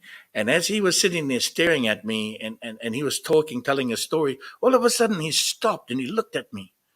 And he got up off his chair and he walked over and he started fiddling with the ponomu, which is a green stone that was around my neck. Then he started fiddling because I had the words from Petra Jordan in the Arabic across my chest. And he said, "Oh, what's all this?" And then all of a sudden he stood there on my crystals and he started resetting like a computer, rebooting. He was rebooting right in front of us, and all the Hunas were looking at what's going on with this guy, because his eyes were blinking and he was going dee dee dee, like turning back on and off and rebooting, and he totally was whacked out for a moment. And he goes to sit back down. He goes to sit down, and he's looking around at everybody like he just returned back in his body. And he started sharing about Zohar and about the Kabbalah. And we know that about the 10-strand DNA. So so we're gonna give him a question. Okay. What about the 12-strand DNA? What about the Sephirat? We understand the Sephirat, but what about the 12? And his reply after a while was like, we know about the 12, but we are ignoring it. We we are tutored to not go into that dimension, 11, 12 dimension. We in the DNA. We are practiced to remain in the 10 strand. Okay. Are you aware of this? Yeah, you know this, yeah. I actually studied with a group that was not Jewish, and we actually went through the Sepharot and added in the 12. And Yeah. we raised our DNA frequency. I just did it this summer. So we were raising frequency, and we added, because what they did was they took out the heart, the sacred heart, and the sacred mind was Yeah. removed to keep Oh, people in the loop and prevent them from ascension. I know what they did, you know, but Yeah. here's also where it comes from. This 10 strand DNA belongs to the Anunnaki. Okay, it's an icon expression. Okay, and it's in the vertebrae, and that is the slave coding. The coding for the slave is 10 strand DNA. Now, so what? So what I did? Well, we released the guy, right? So we reprogramming, because he was standing on the crystals, and he was, when he started rebooting, you know, he started switching in and out. He was starting to get the code. And what happened? We knew there was a dragon under there. We knew there was a dragon being held underneath that building. And when a dragon wants to, when a dragon, what happened was, when he got up off his seat to come and twinkle with my stone and the shiny things around my neck, that was the dragon getting him up off his seat, bringing him to me to say hello. And the dragon was coming to say hello. Because we already knew there was a dragon underneath it. We saw the dragon in the clouds right over the top of it. And I said to everybody, "Oh, there's a dragon here." Yeah, it was right up there, so it's being held captive. So he gets up and he stands on the kotahara and he sits back down. Then he's getting reprogrammed, coming back into his body. By then, the dragon, we had released the dragon, and then then he started listening. We started sharing about the 12 strand and then the 24 strand. Okay, and so he said, "Okay, well." We had a good time with that, but then he invited us to go to the tombstone of Zohar. Okay. Yeah, we went to the tombstone. So he said, "We're going to invite you guys to go to the cemetery and you can go to the tomb of Zohar." I said, "Yes, this is great. We've got to do some releasing. We've got to do some clearing in the burial grounds of all those ancestors in there. Are you kidding me? Oh my goodness. It was thick like goo. The atmosphere was so warm summer season, and it was thick like goo. So we go down these steps we had 24 Hunas, 12 masculine, 12 feminine, 12 king, 12 queen. And the queens are not allowed to stand with the kings, and the kings are not allowed to stand with the queens. So we all split up. And then myself and a few of the Hunas, we stand at Zohar's tomb. And then the young rabbis are around there doing their prayers, and they're nodding, and they're wearing their mafia suits, and they're nodding, and they're doing their things. And they're saying their chants. And then I start logging in. So I run the login and I start going in. And then the other Hunas join me, about 4 Hunas, Huna Pa, who is a really big guy. And Christoph Melchizedek, who is from the Melchizedeks, he's with me. And a few other. And we start getting in on the login, and then we start getting louder, like it was a karaoke match or something. Because the young rabbis guys, they started getting louder too. So they were getting louder and louder, and we were getting louder. It just got really, really loud in the volume. And as I was getting louder in the login and the chanting, and Lemurian, I said, "That's enough of that." And I got my tuku mauta here, and I just slammed him on top of the tombstone.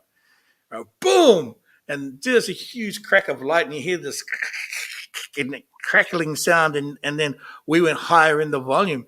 And then the young rabbis jumped on top of the tombstone. They jumped all over. No, don't take him, don't take him, don't take him.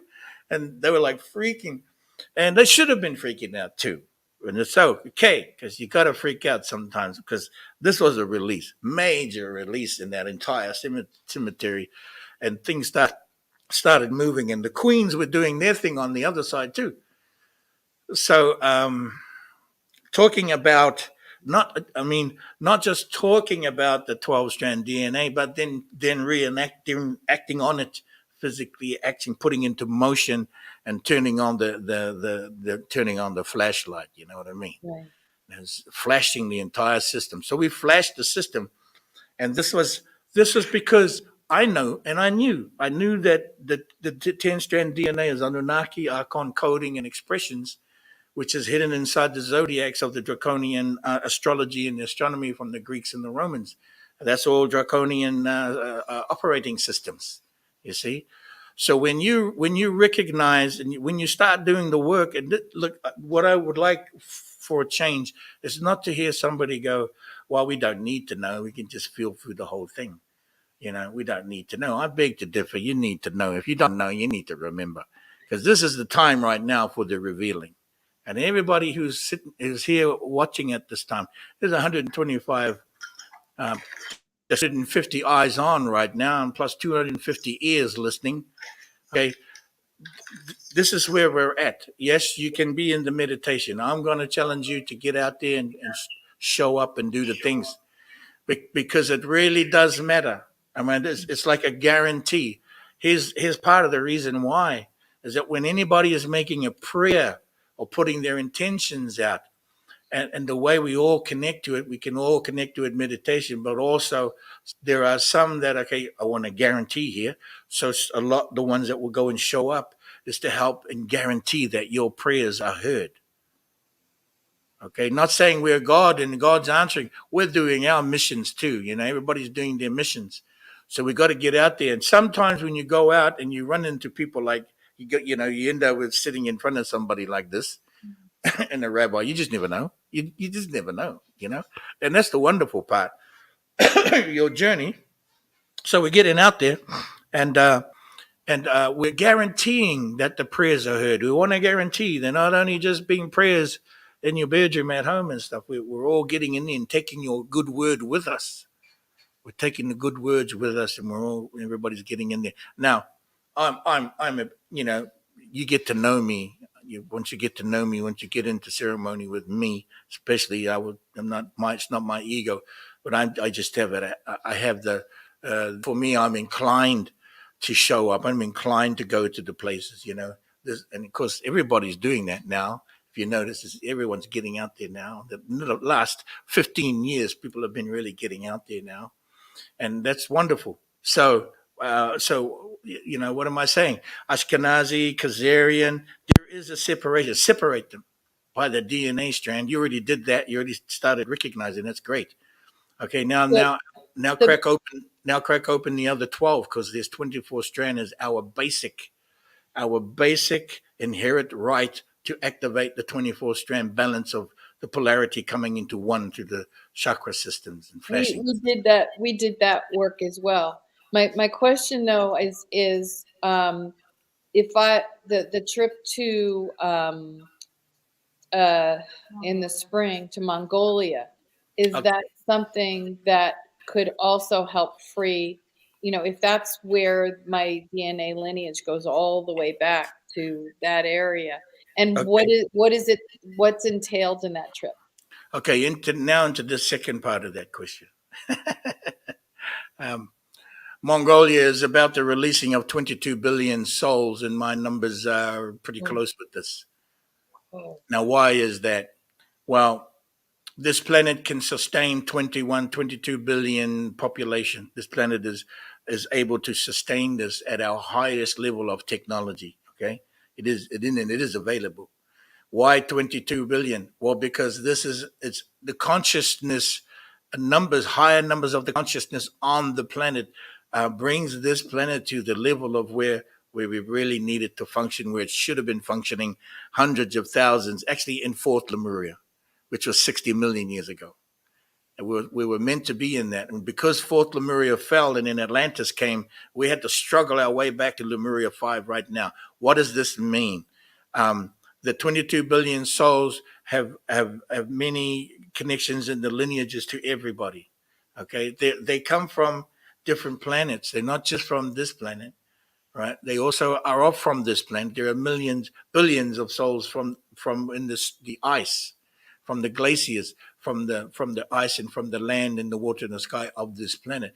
And they have been they've been standing in line too, by the way. There's a lineup. There's a huge lineup, right? And 22 billion is just the beginning, just the start of it. There's hundreds of billions. Okay, so we are processing, and I don't mean to say processing like this is like some kind of meat factory or anything like that. What I mean by that is we are going to utilize 3 stargates, three stargates and 6 constellations for this particular ceremony in Mongolia. Why 3 stargates? Because we are going to support, and it's being timed in, and it's being supported to come through, that the souls will enter and be revealed and come to us, to the certain location of where we're going to be. It's going to cycle in through one stargate and out through another stargate, back in from a different stargate and back out. And both times, all times, are also processing through these different constellations to return back into. So there's this incredible flow of the energies on a continuum configuration. Okay, this is the infinity, the dance of the infinity, sometimes referred to as the dance of the whale and the dolphin, which is the infinity sign. Sometimes we say that the whale and the dolphin. And so the souls are going to come in on the continuum through these systems. Where do they go? Then they're going to go place, because what we're taking from dark, from the shadow, from the dark, from the low vibration into the high vibration in the formless, before they even come to the form. And so we're supporting their potentialities for assignment to a form, to a body, at their highest vibration. So the child of light's going to enter at the highest vibration into a form that has been prepared and made ready by the rising of the feminine. We need the feminines rising on this so that, the potentialities are high, right? And so that the womb is at its most highest potentiality at the time when the souls are ready to re-enter through the new birthing system, because this is the new birthing system I'm talking about, the new birthing system, as opposed to the old birthing system. It's a new birthing system, and this is the Motu grid. Now, as I'm sharing this, the process for us is an alignment. We require an alignment. And I certainly require an alignment to be standing together.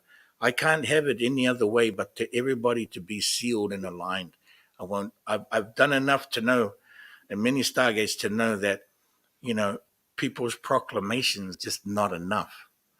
Just not enough. I'm afraid to say that to anybody who's listening. You're all of the high vibration, and this is fine. But that's not my door. My door is a different door.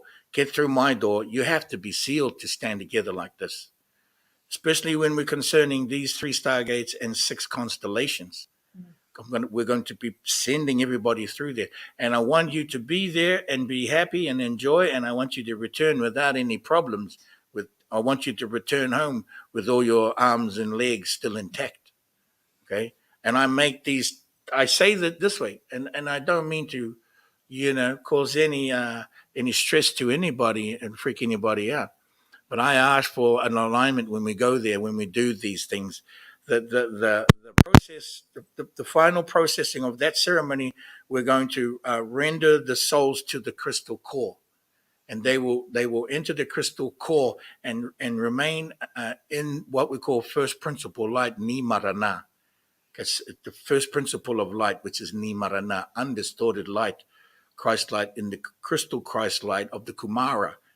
It's specifically the Kumara. I say these things, I really mean it when I say these things. The Kumara, which is the crystal light of days, and they are held and they are placed there. They have agreed to be there until the feminine womb is ready to be entering into the next form. Yeah, and so this Mongolia, although that seems like a lot and sounds like a lot, and it is, ultimately is our first run at it, because we're going to have another run at it, which is going to be bigger numbers.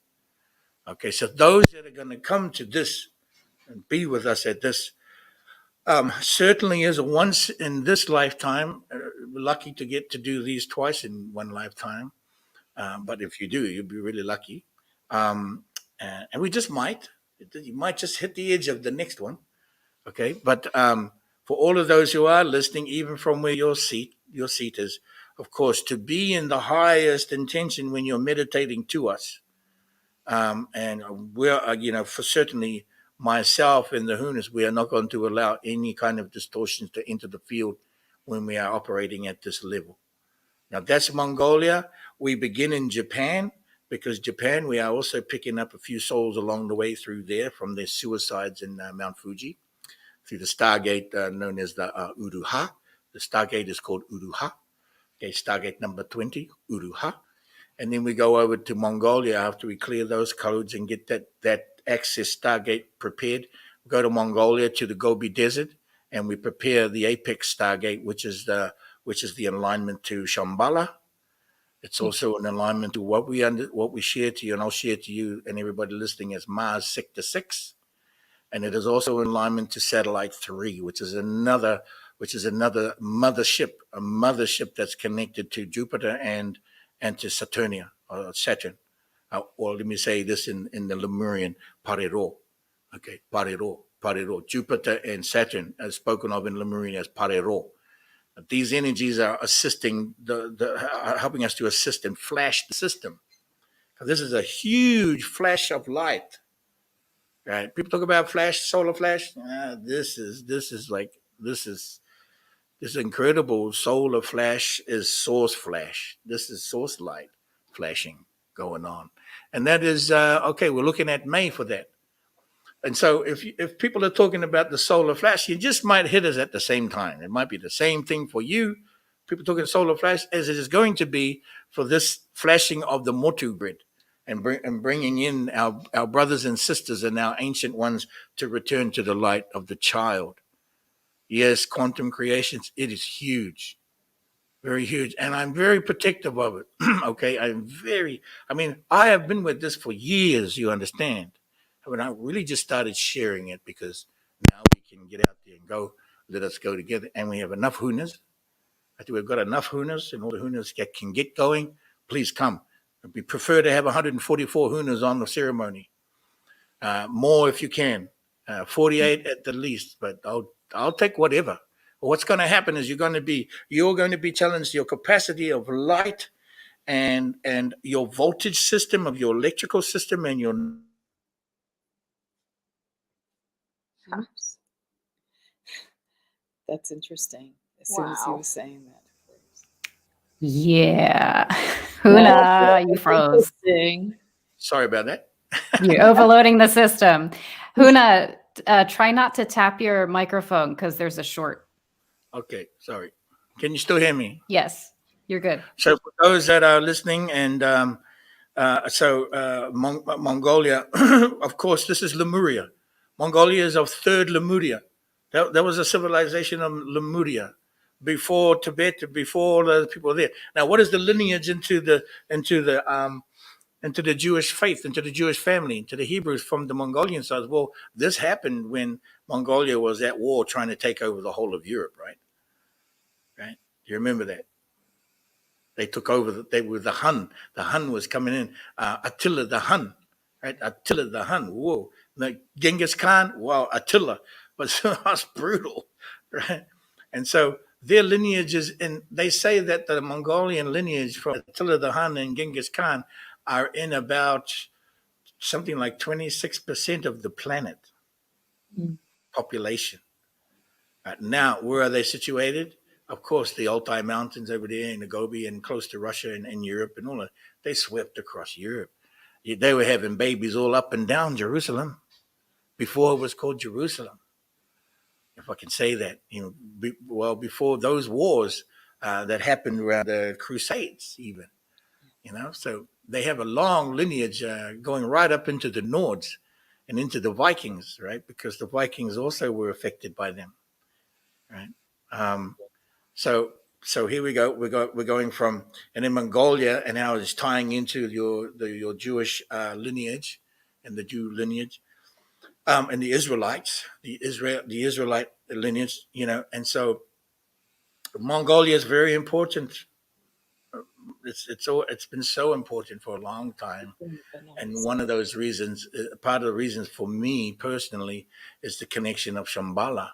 When Shambhala was created by Sanat Kumara, by the Kumaras, handed over to the Buddhas to be taken care of in stewardship, the word was in Lemuria 4 that there's an opportunity to come to create Lemuria 5, but it will be the last time we will be able to. It's the last time we're going to be able to work with Lemuria 5. This will be the last time we need to do this. It won't ever need to happen again. And that was the word spoken through the Kumaras. okay, who created Shambhala, right, or Shangri-La, if you want to say, all these other names. And so Mongolia, and we are assisting our brothers and sisters in through Mongolia. Okay, did I catch your question right, and I just overdo things, or? No, I really appreciate it. You actually you really explained it. I hope there aren't a lot of other people with other questions, because we took up a lot of time, but I thought you covered some really important things, and I really appreciate it. And if we want to find out more details, and I mean, when you're talking about people of a certain frequency, I have the seal, but if I'm interested, is there additional work that has to be done in order to be able to go on this trip, and what is the time frame and the cost and all that kind of detail? Yes, there is. I mean, the Dragon Masters is there to help align from out of the draconian system, operating system of the corrupted, distorted zodiac system into the Lemurian Lemurian 5 system. We call it Operation OS 5, which is the operating systems of Lemuria, which are held within first principles of light, of breath, of birth, of love, of crystal, and of the word. Or first fire, Mahakawatahi, Tawakahama. Those are first principles, foundational to Lemuria, which is foundational to nature and the supernatural and the supernature intelligence of nature. Okay, everything is reliant on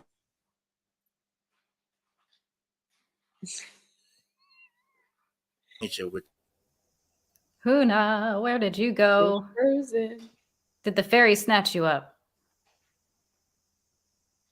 Mauta. It's really interesting. He keeps freezing when he talks about this. Yeah. Mauta. Guess the Galactics thought this was more important. Huna.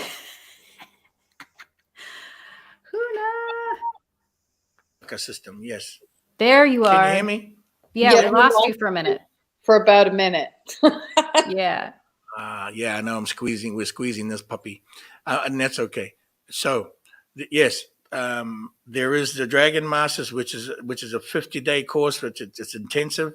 It's a lot in it, and then there's also webinars. There's also the members call. I have the live members call every Saturday where I just share things, share all kind of stuff in there. Actually, this live interactive was born out of the way we do things on the members call. And I hope you really like it. I think it's a cool way of doing things. I promote it, and everybody should do it this way. Otherwise, we're all on the screen looking at each other going, well, who's going to speak next? but this way we go straight to the question. So if that is helpful, go to houseofhuna.earth. It used to be hoh.earth. It is no longer that. Okay, it's www.houseofhuna.earth.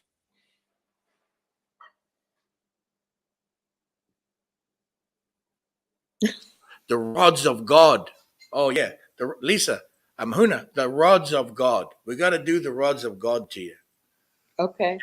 This is an expansion of your voltaic system, your electrical system, so that it exceeds your current space and moves out towards the length of your arms.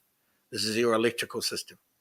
And it's good to charge it up and get it ready for work like this.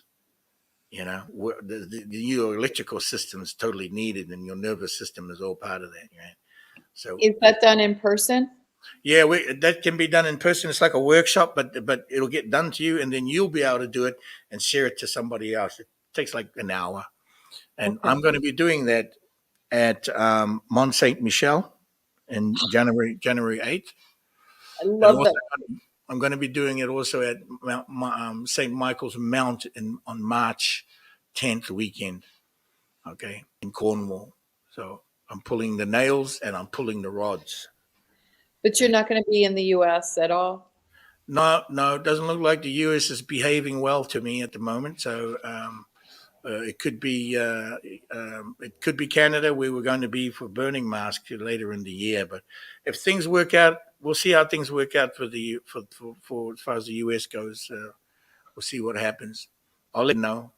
But otherwise, we are in Europe, in the UK, and in Burning Mask. Of course, Mongolia in May and Japan in May. Oh, he's frozen again. Huna, Huna. Where did you go? Okay, we're spinning out. Yeah. I don't know if we can take another question, but I thank you for that question. It was certainly a lot to chat about. Thank you. I appreciate it. Thank you very much, Huna, for being here. What is your Huna again? Masawaka. Masawaka. Masawaka. Masawaka. Ma, first light. Sa, the gathering in the circle of light. Masawa, wa, first love. Ka, first birth.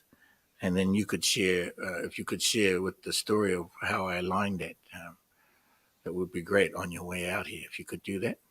Oh my gosh, I have to remember that. Save it for the next time if you need to. Yeah, we'll save it for the next time. Let someone else talk. Masawaka. All right, Huna, thanks very much. Is there another question? Anybody else want to ask a question? Yeah, I see you got to come on. You guys, you got to come on to the screen to ask a question. I'm sure it'll be our last question, I think. Here, I'm going to repost the link. I'll drop it in there, Tamaki. I got it. Way ahead of you. 155. What? Ah. Yeah, you did too. Look at you. Yep. So you got to jump on, grab that link right there if you want to ask a question. This is live and interactive, Huna Flash TV. We're grateful to have Captain Commander Katie Rain with us in voice only at the moment. We were having signal issues over there at the new Scotta, Nova Scotta. So if you want to come on, ask a questions, this is live and interactive. It might even be live and squirming or live and wriggling. We'll see how we go with the question, huh? All right. Anyway, what do you think until we get somebody on here, or if nobody comes? That was quite a good conversation, isn't it? Kimmy. Oh, there's somebody. Kimmy's jumping in. Kimmy. That was quite a good conversation, isn't it? Kimmy. Oh, there's somebody. Okay, Kimmy. Mute your YouTube. That was quite a good conversation, isn't it? Oh, there's somebody. Okay, Kimmy. Mute my YouTube? Yeah, mute the volume on your YouTube. Oh, there's somebody. Mute my YouTube? No, not your microphone. The volume on the YouTube channel. Go to your YouTube channel where you were watching and just mute the audio, the volume. Mute the volume. Now I've got to turn your mic back on. Okay, can you hear me? Yes. Yes, you did good. Perfect. Yay. Good work. That didn't take you long at all. No, it didn't. I knew I was supposed to do this. So we have Kimmy here, and then we have Kat. I just lost you, Huna. Yeah, stop hitting your microphone, Huna. We lost you. Wait, no, we can't hear you now, Huna. You disappeared. There's no audio for you. No audio for me? Now There you're you good. go. Don't touch it again. Okay, sorry.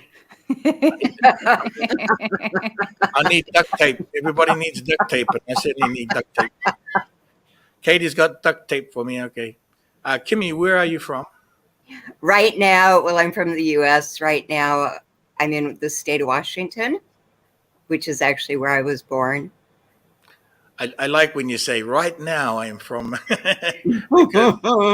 Huna, I am guessing you can feel me. We've got some pretty major connection. I also have major connection with Sanat Kumara. Yes, I'm just feeding it for the conversation. I got it. I have a major question that I've been wondering for a while now, and back at the time of the harmonic convergence. Oh yes, 1986. I've been one of those people that has had some pretty unique experiences. there was an energy beam. Well, there were two energy beams that one left Mount Fuji at the same time that one left Mount Shasta. We were told through various sources that if we went to Mount Shasta, that we would see the beams. The beams crossed somewhere over the Pacific Ocean. Yes. So I went with a group of friends. There was another group of people I didn't know that went from the Bay Area in San Francisco.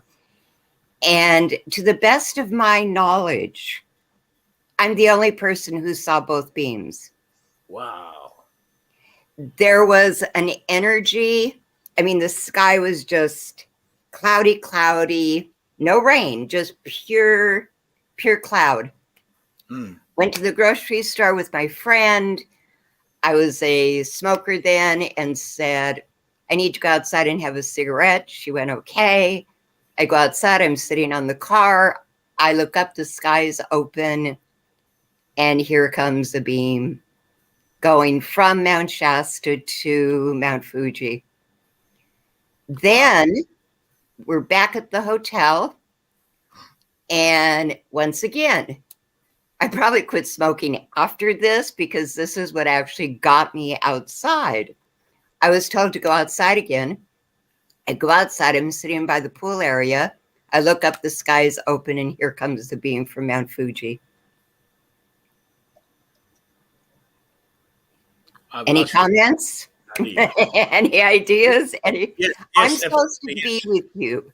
I'm supposed to be with you in Mount Fuji in Mongolia. Yes. And at this moment in time, I'm a senior, and funding is... Well, let's save all that. Let's talk about that after. But let's get to that. Yeah. That question, Katie. You want to? You weren't in much in the last one. Would you like to sort of chat to this one, or you? What do you think? I'm not too sure exactly what the question is. You're talking about the harmonic convergence in Mount Fuji, and there being the crossing of the beams. No one else, to my knowledge, saw this except me. So it's not really a question. It's really is. I suppose the question is, did I feel it or see it? Did anybody feel it or see it? Right, because we heard nothing. We heard nothing that anybody else who went there, and there were over 100 people who traveled there, that no one else ever saw it. Even the people I was with, nobody came with me. It was just me.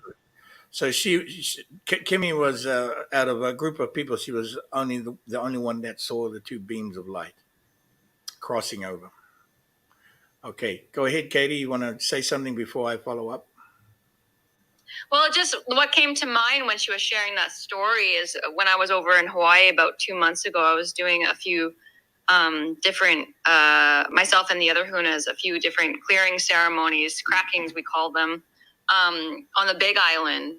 And when I was doing the final one, that was right up in Waimea, right in the center of the island, just to the south, you have Mauna Kea and Mauna Loa. And there was these 3 white light beams in the middle of the night. It wasn't from the moon. It was nothing I've ever seen before, but there was 3 beams of light pointing straight down, converging down to Mauna Loa. So I'm not too sure what that was. I think it was in correlation to the ceremonies we were doing. But when you were telling the story, that's what came to mind. Okay. And that's good. That's still good because, okay, Kimmy's talking about 1987 and the harmonic convergence. All right, Kimmy, let me put this in. It's going to go deep, okay? Now, 1986 was known. There was a ceremony, and I was just being initiated into Huna Tuhunga at the time. I just did my recital, and I was initiated in front of many elders to receive my Tuhunga status, to become recognized there.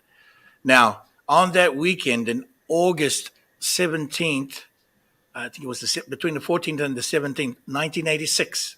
Mm-hmm. A year before the harmonic, there was Right. a major ceremony held there known as the Table of the 13. And then also at the Table of the 13, another part of this was the two mountains meeting. The east meets west. Yeah, yeah. That's why when you said that, okay, let me get in, get the line up on this. Okay, so that now every year the elders from my mystery school and other schools from around New Zealand meet with the lamas. We do this. We've done this every year for hundreds of years. Meet with the lamas in the ceremony to say give thanks to the mountains, and the mountains shake hands, and it is always about the mountains in the east meets the mountain in the west, and so regardless of the name of the mountain, it's about the one mountain that meets itself again. It doesn't because it's been in many directions, but the Right. one mountain essence will meet itself. And every year we recognize this, and so at my initiation, there was another part of that ceremony known as Te Ngiro Te Ao, which means the needle of the world. And this was the activation ceremony of the mother's energy to be revealed to the world again. And it needed to come in at that time. So there was elders from the 13 tribes or the 12 around the one. They were from the Hopi, they were the different Native American, Maori, Lemuria, from the Hebrew, from the Arabic, okay, all over. There were 13 came into the table. My Huna was an astound prophet, an incredible prophet who pulled together elders from around the world and from Africa too, and he was well known. And so they all came together to pay respects to the Te Ngiro Te Ao, the rising of the mother. It needed to be initiated this time to send the codes and the initiations over to the harmonic convergence. My thought and our thoughts at the time were that if it didn't take place, the harmonic convergence would not have taken place. Yeah. Okay, so this one took place. You just froze.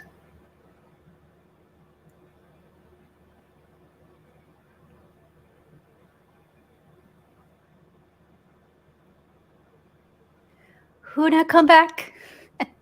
Huna, Yeah. Huna, Huna. Hello. Are you there, Mauta?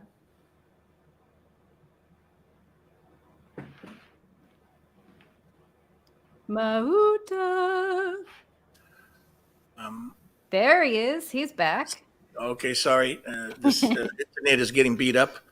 And so, yes, Kimmy, I concur exactly. Now, when okay, so forward to a year later, August 17th, was it 14th to the 17th for the Yeah. harmonic convergence? There were people, there were also Hunas and Kahunas at Diamond Head in Hawaii. There were Hunas, Right. there were elders in Peru because there was elders in the Quechua nation that had called for the harmonics. That they were actually part of the meeting that we had the year before. You see. And so everybody was prepared and ready to go, and on Honumotu and Turtle Island, at the Hummingbird Ranch in New Mexico, they were all tuned up in there. And so we get to 1987, and to your moment from where you were. Where was I on that particular? And when I was 1987 in the harmonic convergence. Now When did this actually happen? Like in the spring? Yeah. Oh, so your connection made it in the spring. Okay. Right. The actual harmonic conversion was in August. It was in August, exactly. But there were groups of people all over the world doing their gatherings in the name of it and on behalf of the harmonic convergence. There's so many people who were preparing. Understood. Right. All year they were preparing from 86 all the way to the thing was going to happen because that's all you heard about. Right. They will hold ceremonies to practice their ceremonies and then to go and do them, continue doing them. Okay, so you saw the connection of Lemuria because Shasta and Fuji is Lemuria. This is right. These are the two mountains known as part of the seal. The third mountain is in New Zealand called Taranaki. Yes. So Shasta, Fuji, Taranaki are known as the seal of the planet. This is the seal of Matea in the Lemuria 5 where we're coming to now. So what you saw, I can't say to you what you saw, but if the lines were crossing over, it meant that Shasta was hitting Fuji, Fuji was hitting Shasta. There would be no doubt that Tahiti is in the middle there somewhere. Right. Because Tahiti is the center of the seal. So you have Fuji, you have Shasta, you have Taranaki, which is the primary, known as the primary, and then at the center of that is Tahiti. All right, Hawaii is in the north part of that.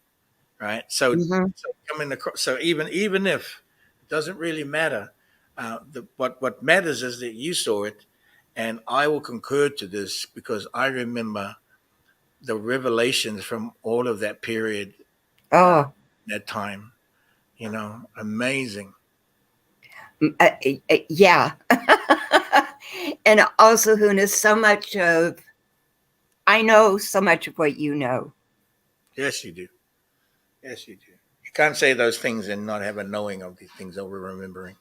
And the Kumara is, as you understand, we're connected to the Kumara. Yes. And so I thank you for that, for that sharing, and the asking and the connection and the wondering and the curiosity. And basically, I asked that you and I be able to connect. Well, we are connected. So thank you. This came up where I popped in. It was like, do it right now. And I did it. And I'm like, oh, holy crap, here I am. So thank you.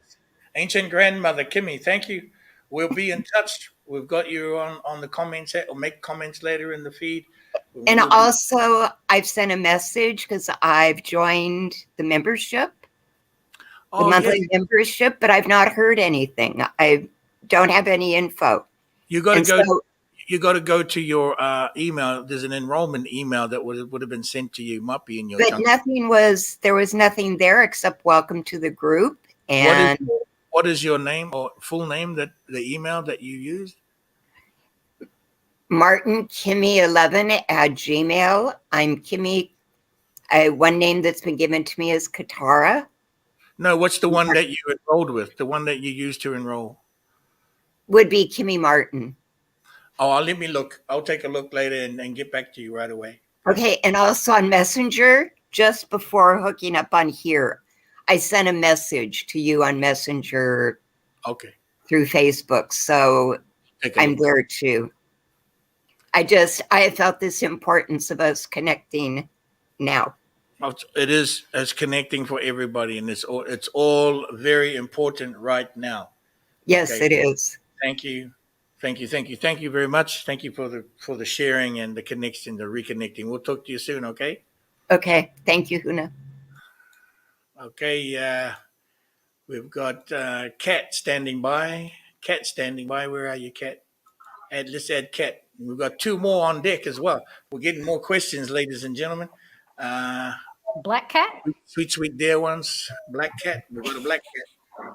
Sweet dear one. Sweet dearly beloved cat. Are you there? Hi. Please, would love to see your smiling face, Kat. Yeah. Yeah, we would, but you're not going to show us. I am here. And this is your, what a large face you have. No, you would not. No, I'm talking about the black screen you're showing. I've got electrical tape over my... Yeah, the purpose of the interactive screen is to expose yourself, Kat, and this is why we're going to see each other, okay? So I'm going to challenge you to open your camera so we can see you with my own two eyes.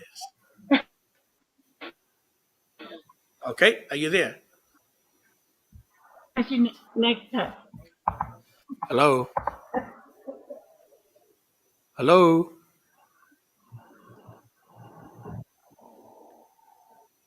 Cat? Kitty cat. Hello? Right, okay, yeah, I'm here. Please, can you turn your camera on? This is the best I can do. Oh, it's not. No, it's not. My camera's not working. Yeah.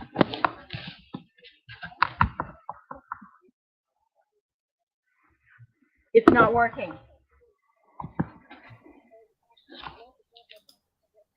Right? Kind of saw something. Big delay. Yeah, the internet's taking a beating. Ah. I need more than 5G. I gotta have 24G. I gotta have it. Okay, so Kat, try to work on your camera. I'm going and just hang out there for a while, and I'm going to bring on Hirimata! with the camera. Hi, there you go, Hirimata. Yay! Yay! Got my Huna's brother here. coming in Hello. loud and clear. Hi. Loud and clear. Now, finally. Yeah. Because yesterday was just a fucking disaster. It was brutal, wasn't it, brother? It was brutal. Brutal. And I thank you for hanging out with us, Hitumata. And thank you for being here, Hirimata. Did I get that right? Hitumata? Yeah. I got it. Hitumata, Hirimata. And we've got Patrick waiting in the wings over there. So good to see you both. You're both shining. What's going on?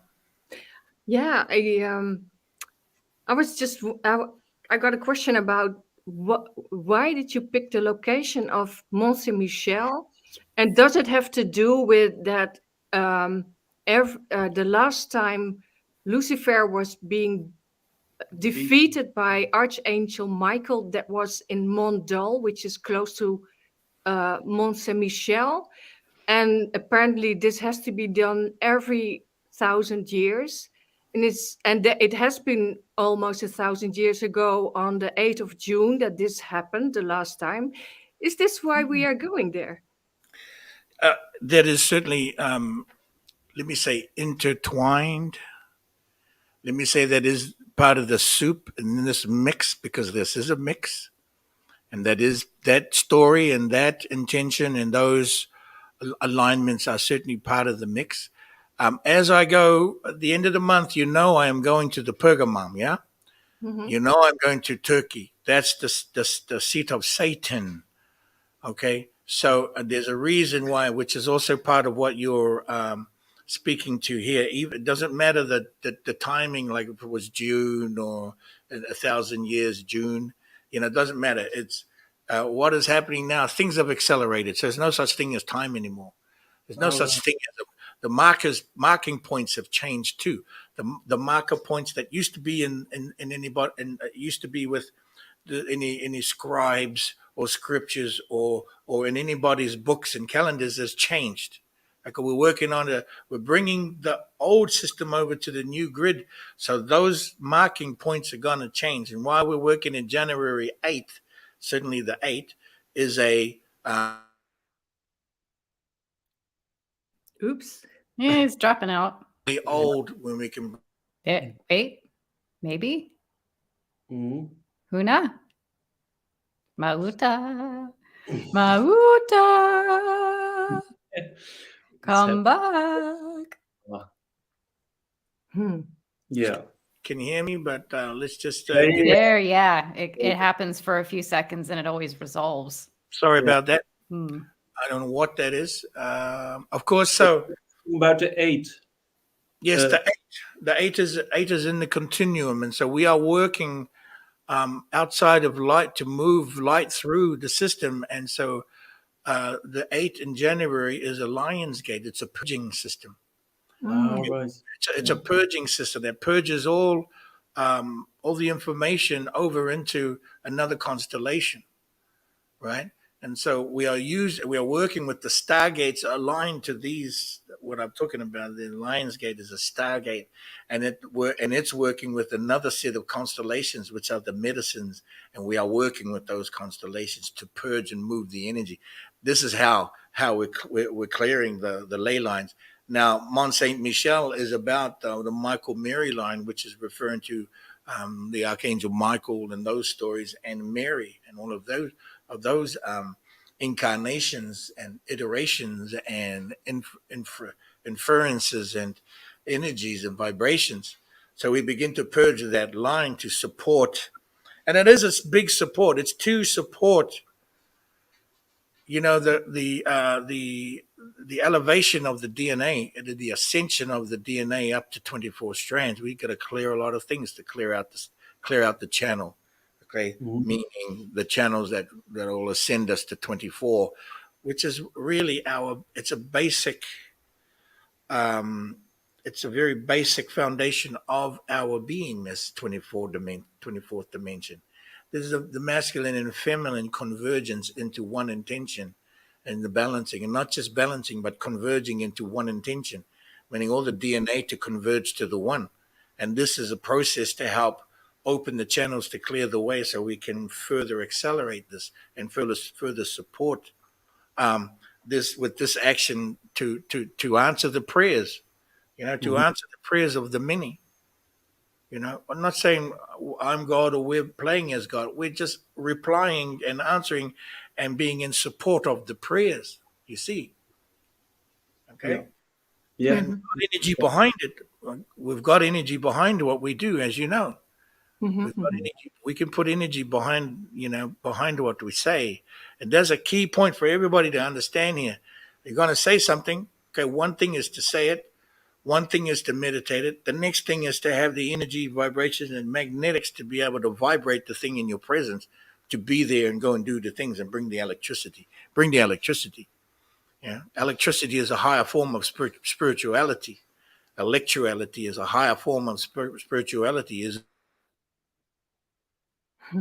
of course in the stillness, but as a moment to go and share together somewhere where we can go together and walk together. That's why I love these things. I keep saying I got something for you to do because I just want to go and walk with you all and be with you in a certain way. Katie, you got something to say? I'm so happy to be here and listening to all the wisdom and honored to be invited. And I just love our Huna community so much. So lots of wawa to everyone who's listening in. Oh, yeah, so I look forward to you guys coming to the pulling of the nails and the pulling of the rods of God. I really like that sound, the rods of God. Yeah. You have them. This is what the point of saying that is I recognize you have them. And we already know because we've been pulling them. So I hope that helps answer your question. Yeah, thank you. Yeah, thank you very much. See you soon. See you soon. See you very soon. Let me jump back to Kat. She's on screen. I think she's brushed her hair and put on her makeup. Let's see. Hi, Kat. Kat, I can see you.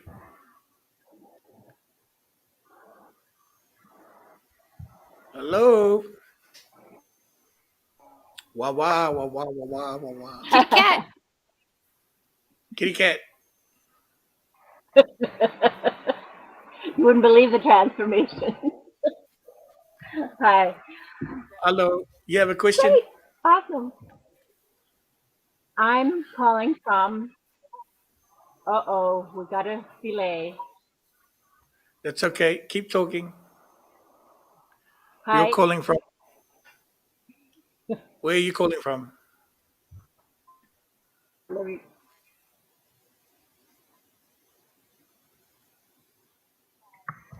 Let's turn this. I have a comment.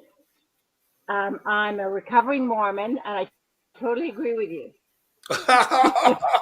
Oh, jeez. I love it that you agree with me. Now you guys are cutting out.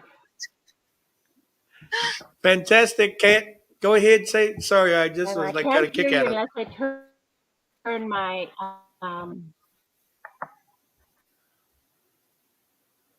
Turn your speakers on. Your volume. unless I turn my video. I can hear you.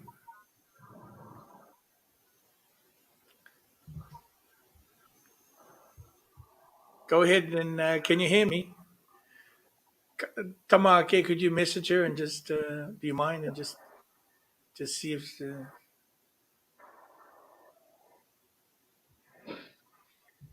and I'm laughing my butt off over there. That thruster.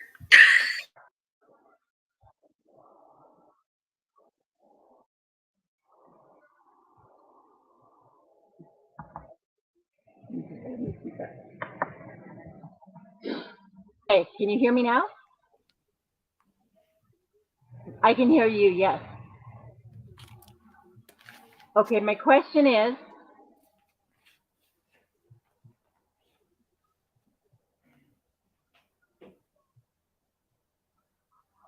People, 14 people.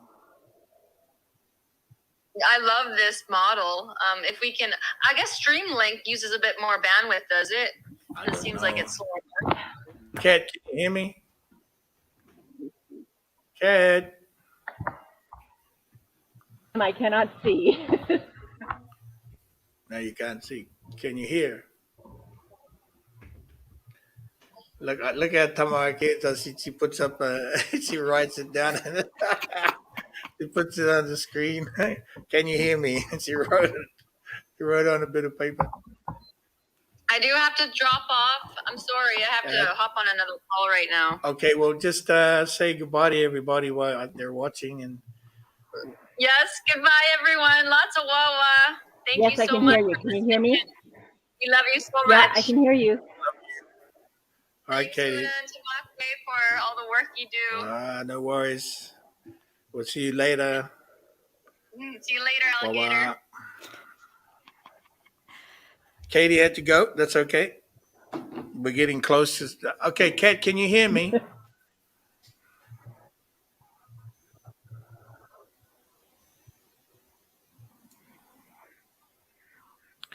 I can hear you. All right. Sweet, sweet dear ones, sweet dearly beloveds. We're just standing here looking at each other. We're losing signal, so I think we're going to shut it down. Kat, come back again next time. Let's get some better signal happening, and ask your question. Then we're going to. I think we need to call it now. It is 3:30, so we've been at it for 2 hours. Yes. Can you hear me? Yes. I can hear you. Okay, good. Yes. Fantastic. You got it. What's the question? Okay. Last I question, want ladies. to know if Go ahead. okay, yeah. Ask the question.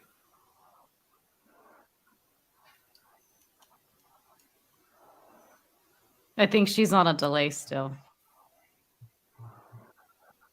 Like what happened with Katie.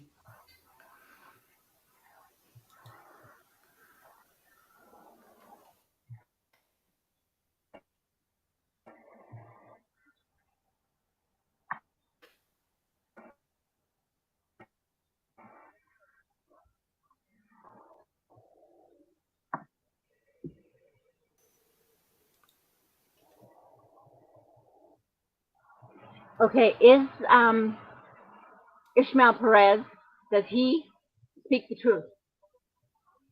Huge delay. Yeah. Is he what? Does he speak the truth? Does Ishmael speak the truth? Yes, he does. Can I say on everything? I don't know everything, but from what I've heard and what he's listening, what he's sharing, yeah.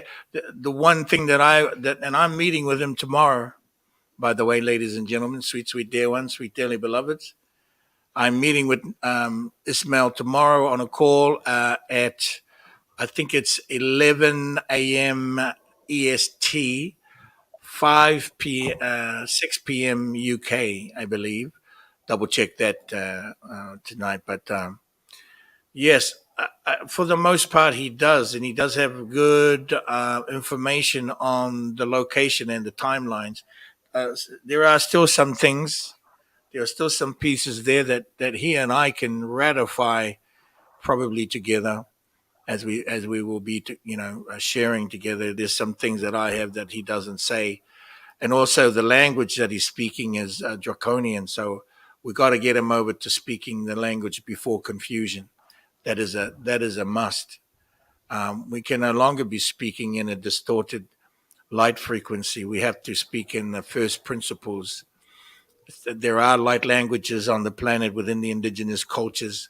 Latin and those kinds of languages have a little bit of Lemurian in them, but they're also, French and all these things. They have the distortion in them from Atlantis, and that's not a dig at French or Italians or Spanish speaking. That is a fact. That is a fact in the energetic. Okay, so Ismail Perez is for the most part speaking directly to some ancient knowledge there, and I would like to input and introduce I feel, well, for the Lemurian language anyway, the Lemurian light language, which is needed. I think it's needed. All right. So yeah, I think that's a wrap for us now, Kat. For our system is just barely hanging on there. But thank you for the call. Okay.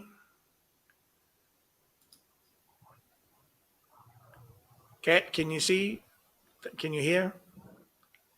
All right. Thanks for the call, and I think we're going to end it here now. All right. Thanks for visiting. We'll see you again. So I dropped the link for the chat with Ishmael tomorrow.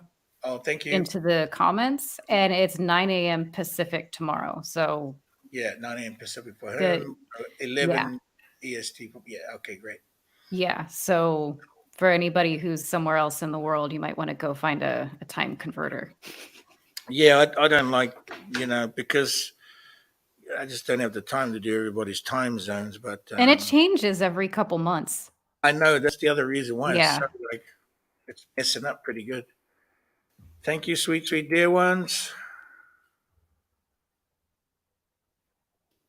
It was a blast. Yeah, so how you like those ones, Tamar? Yeah, did we have a good time? Amazing. This was great. Okay, we will do some fine tuning, and we'll get those ads, and I still like to put those ads in, but it certainly is a challenge when the signals are we're losing intensity on the Wi-Fi. Don't know why that's happening. I have to check into it tonight. And of course, it was today and not yesterday when we did the members call. That seemed fine. Yeah, I was on the other system over here. So what I think to do, because there's a line that comes from here from there to here. So okay, and that explains the mic issues that you were not having yesterday, because that's a different mic.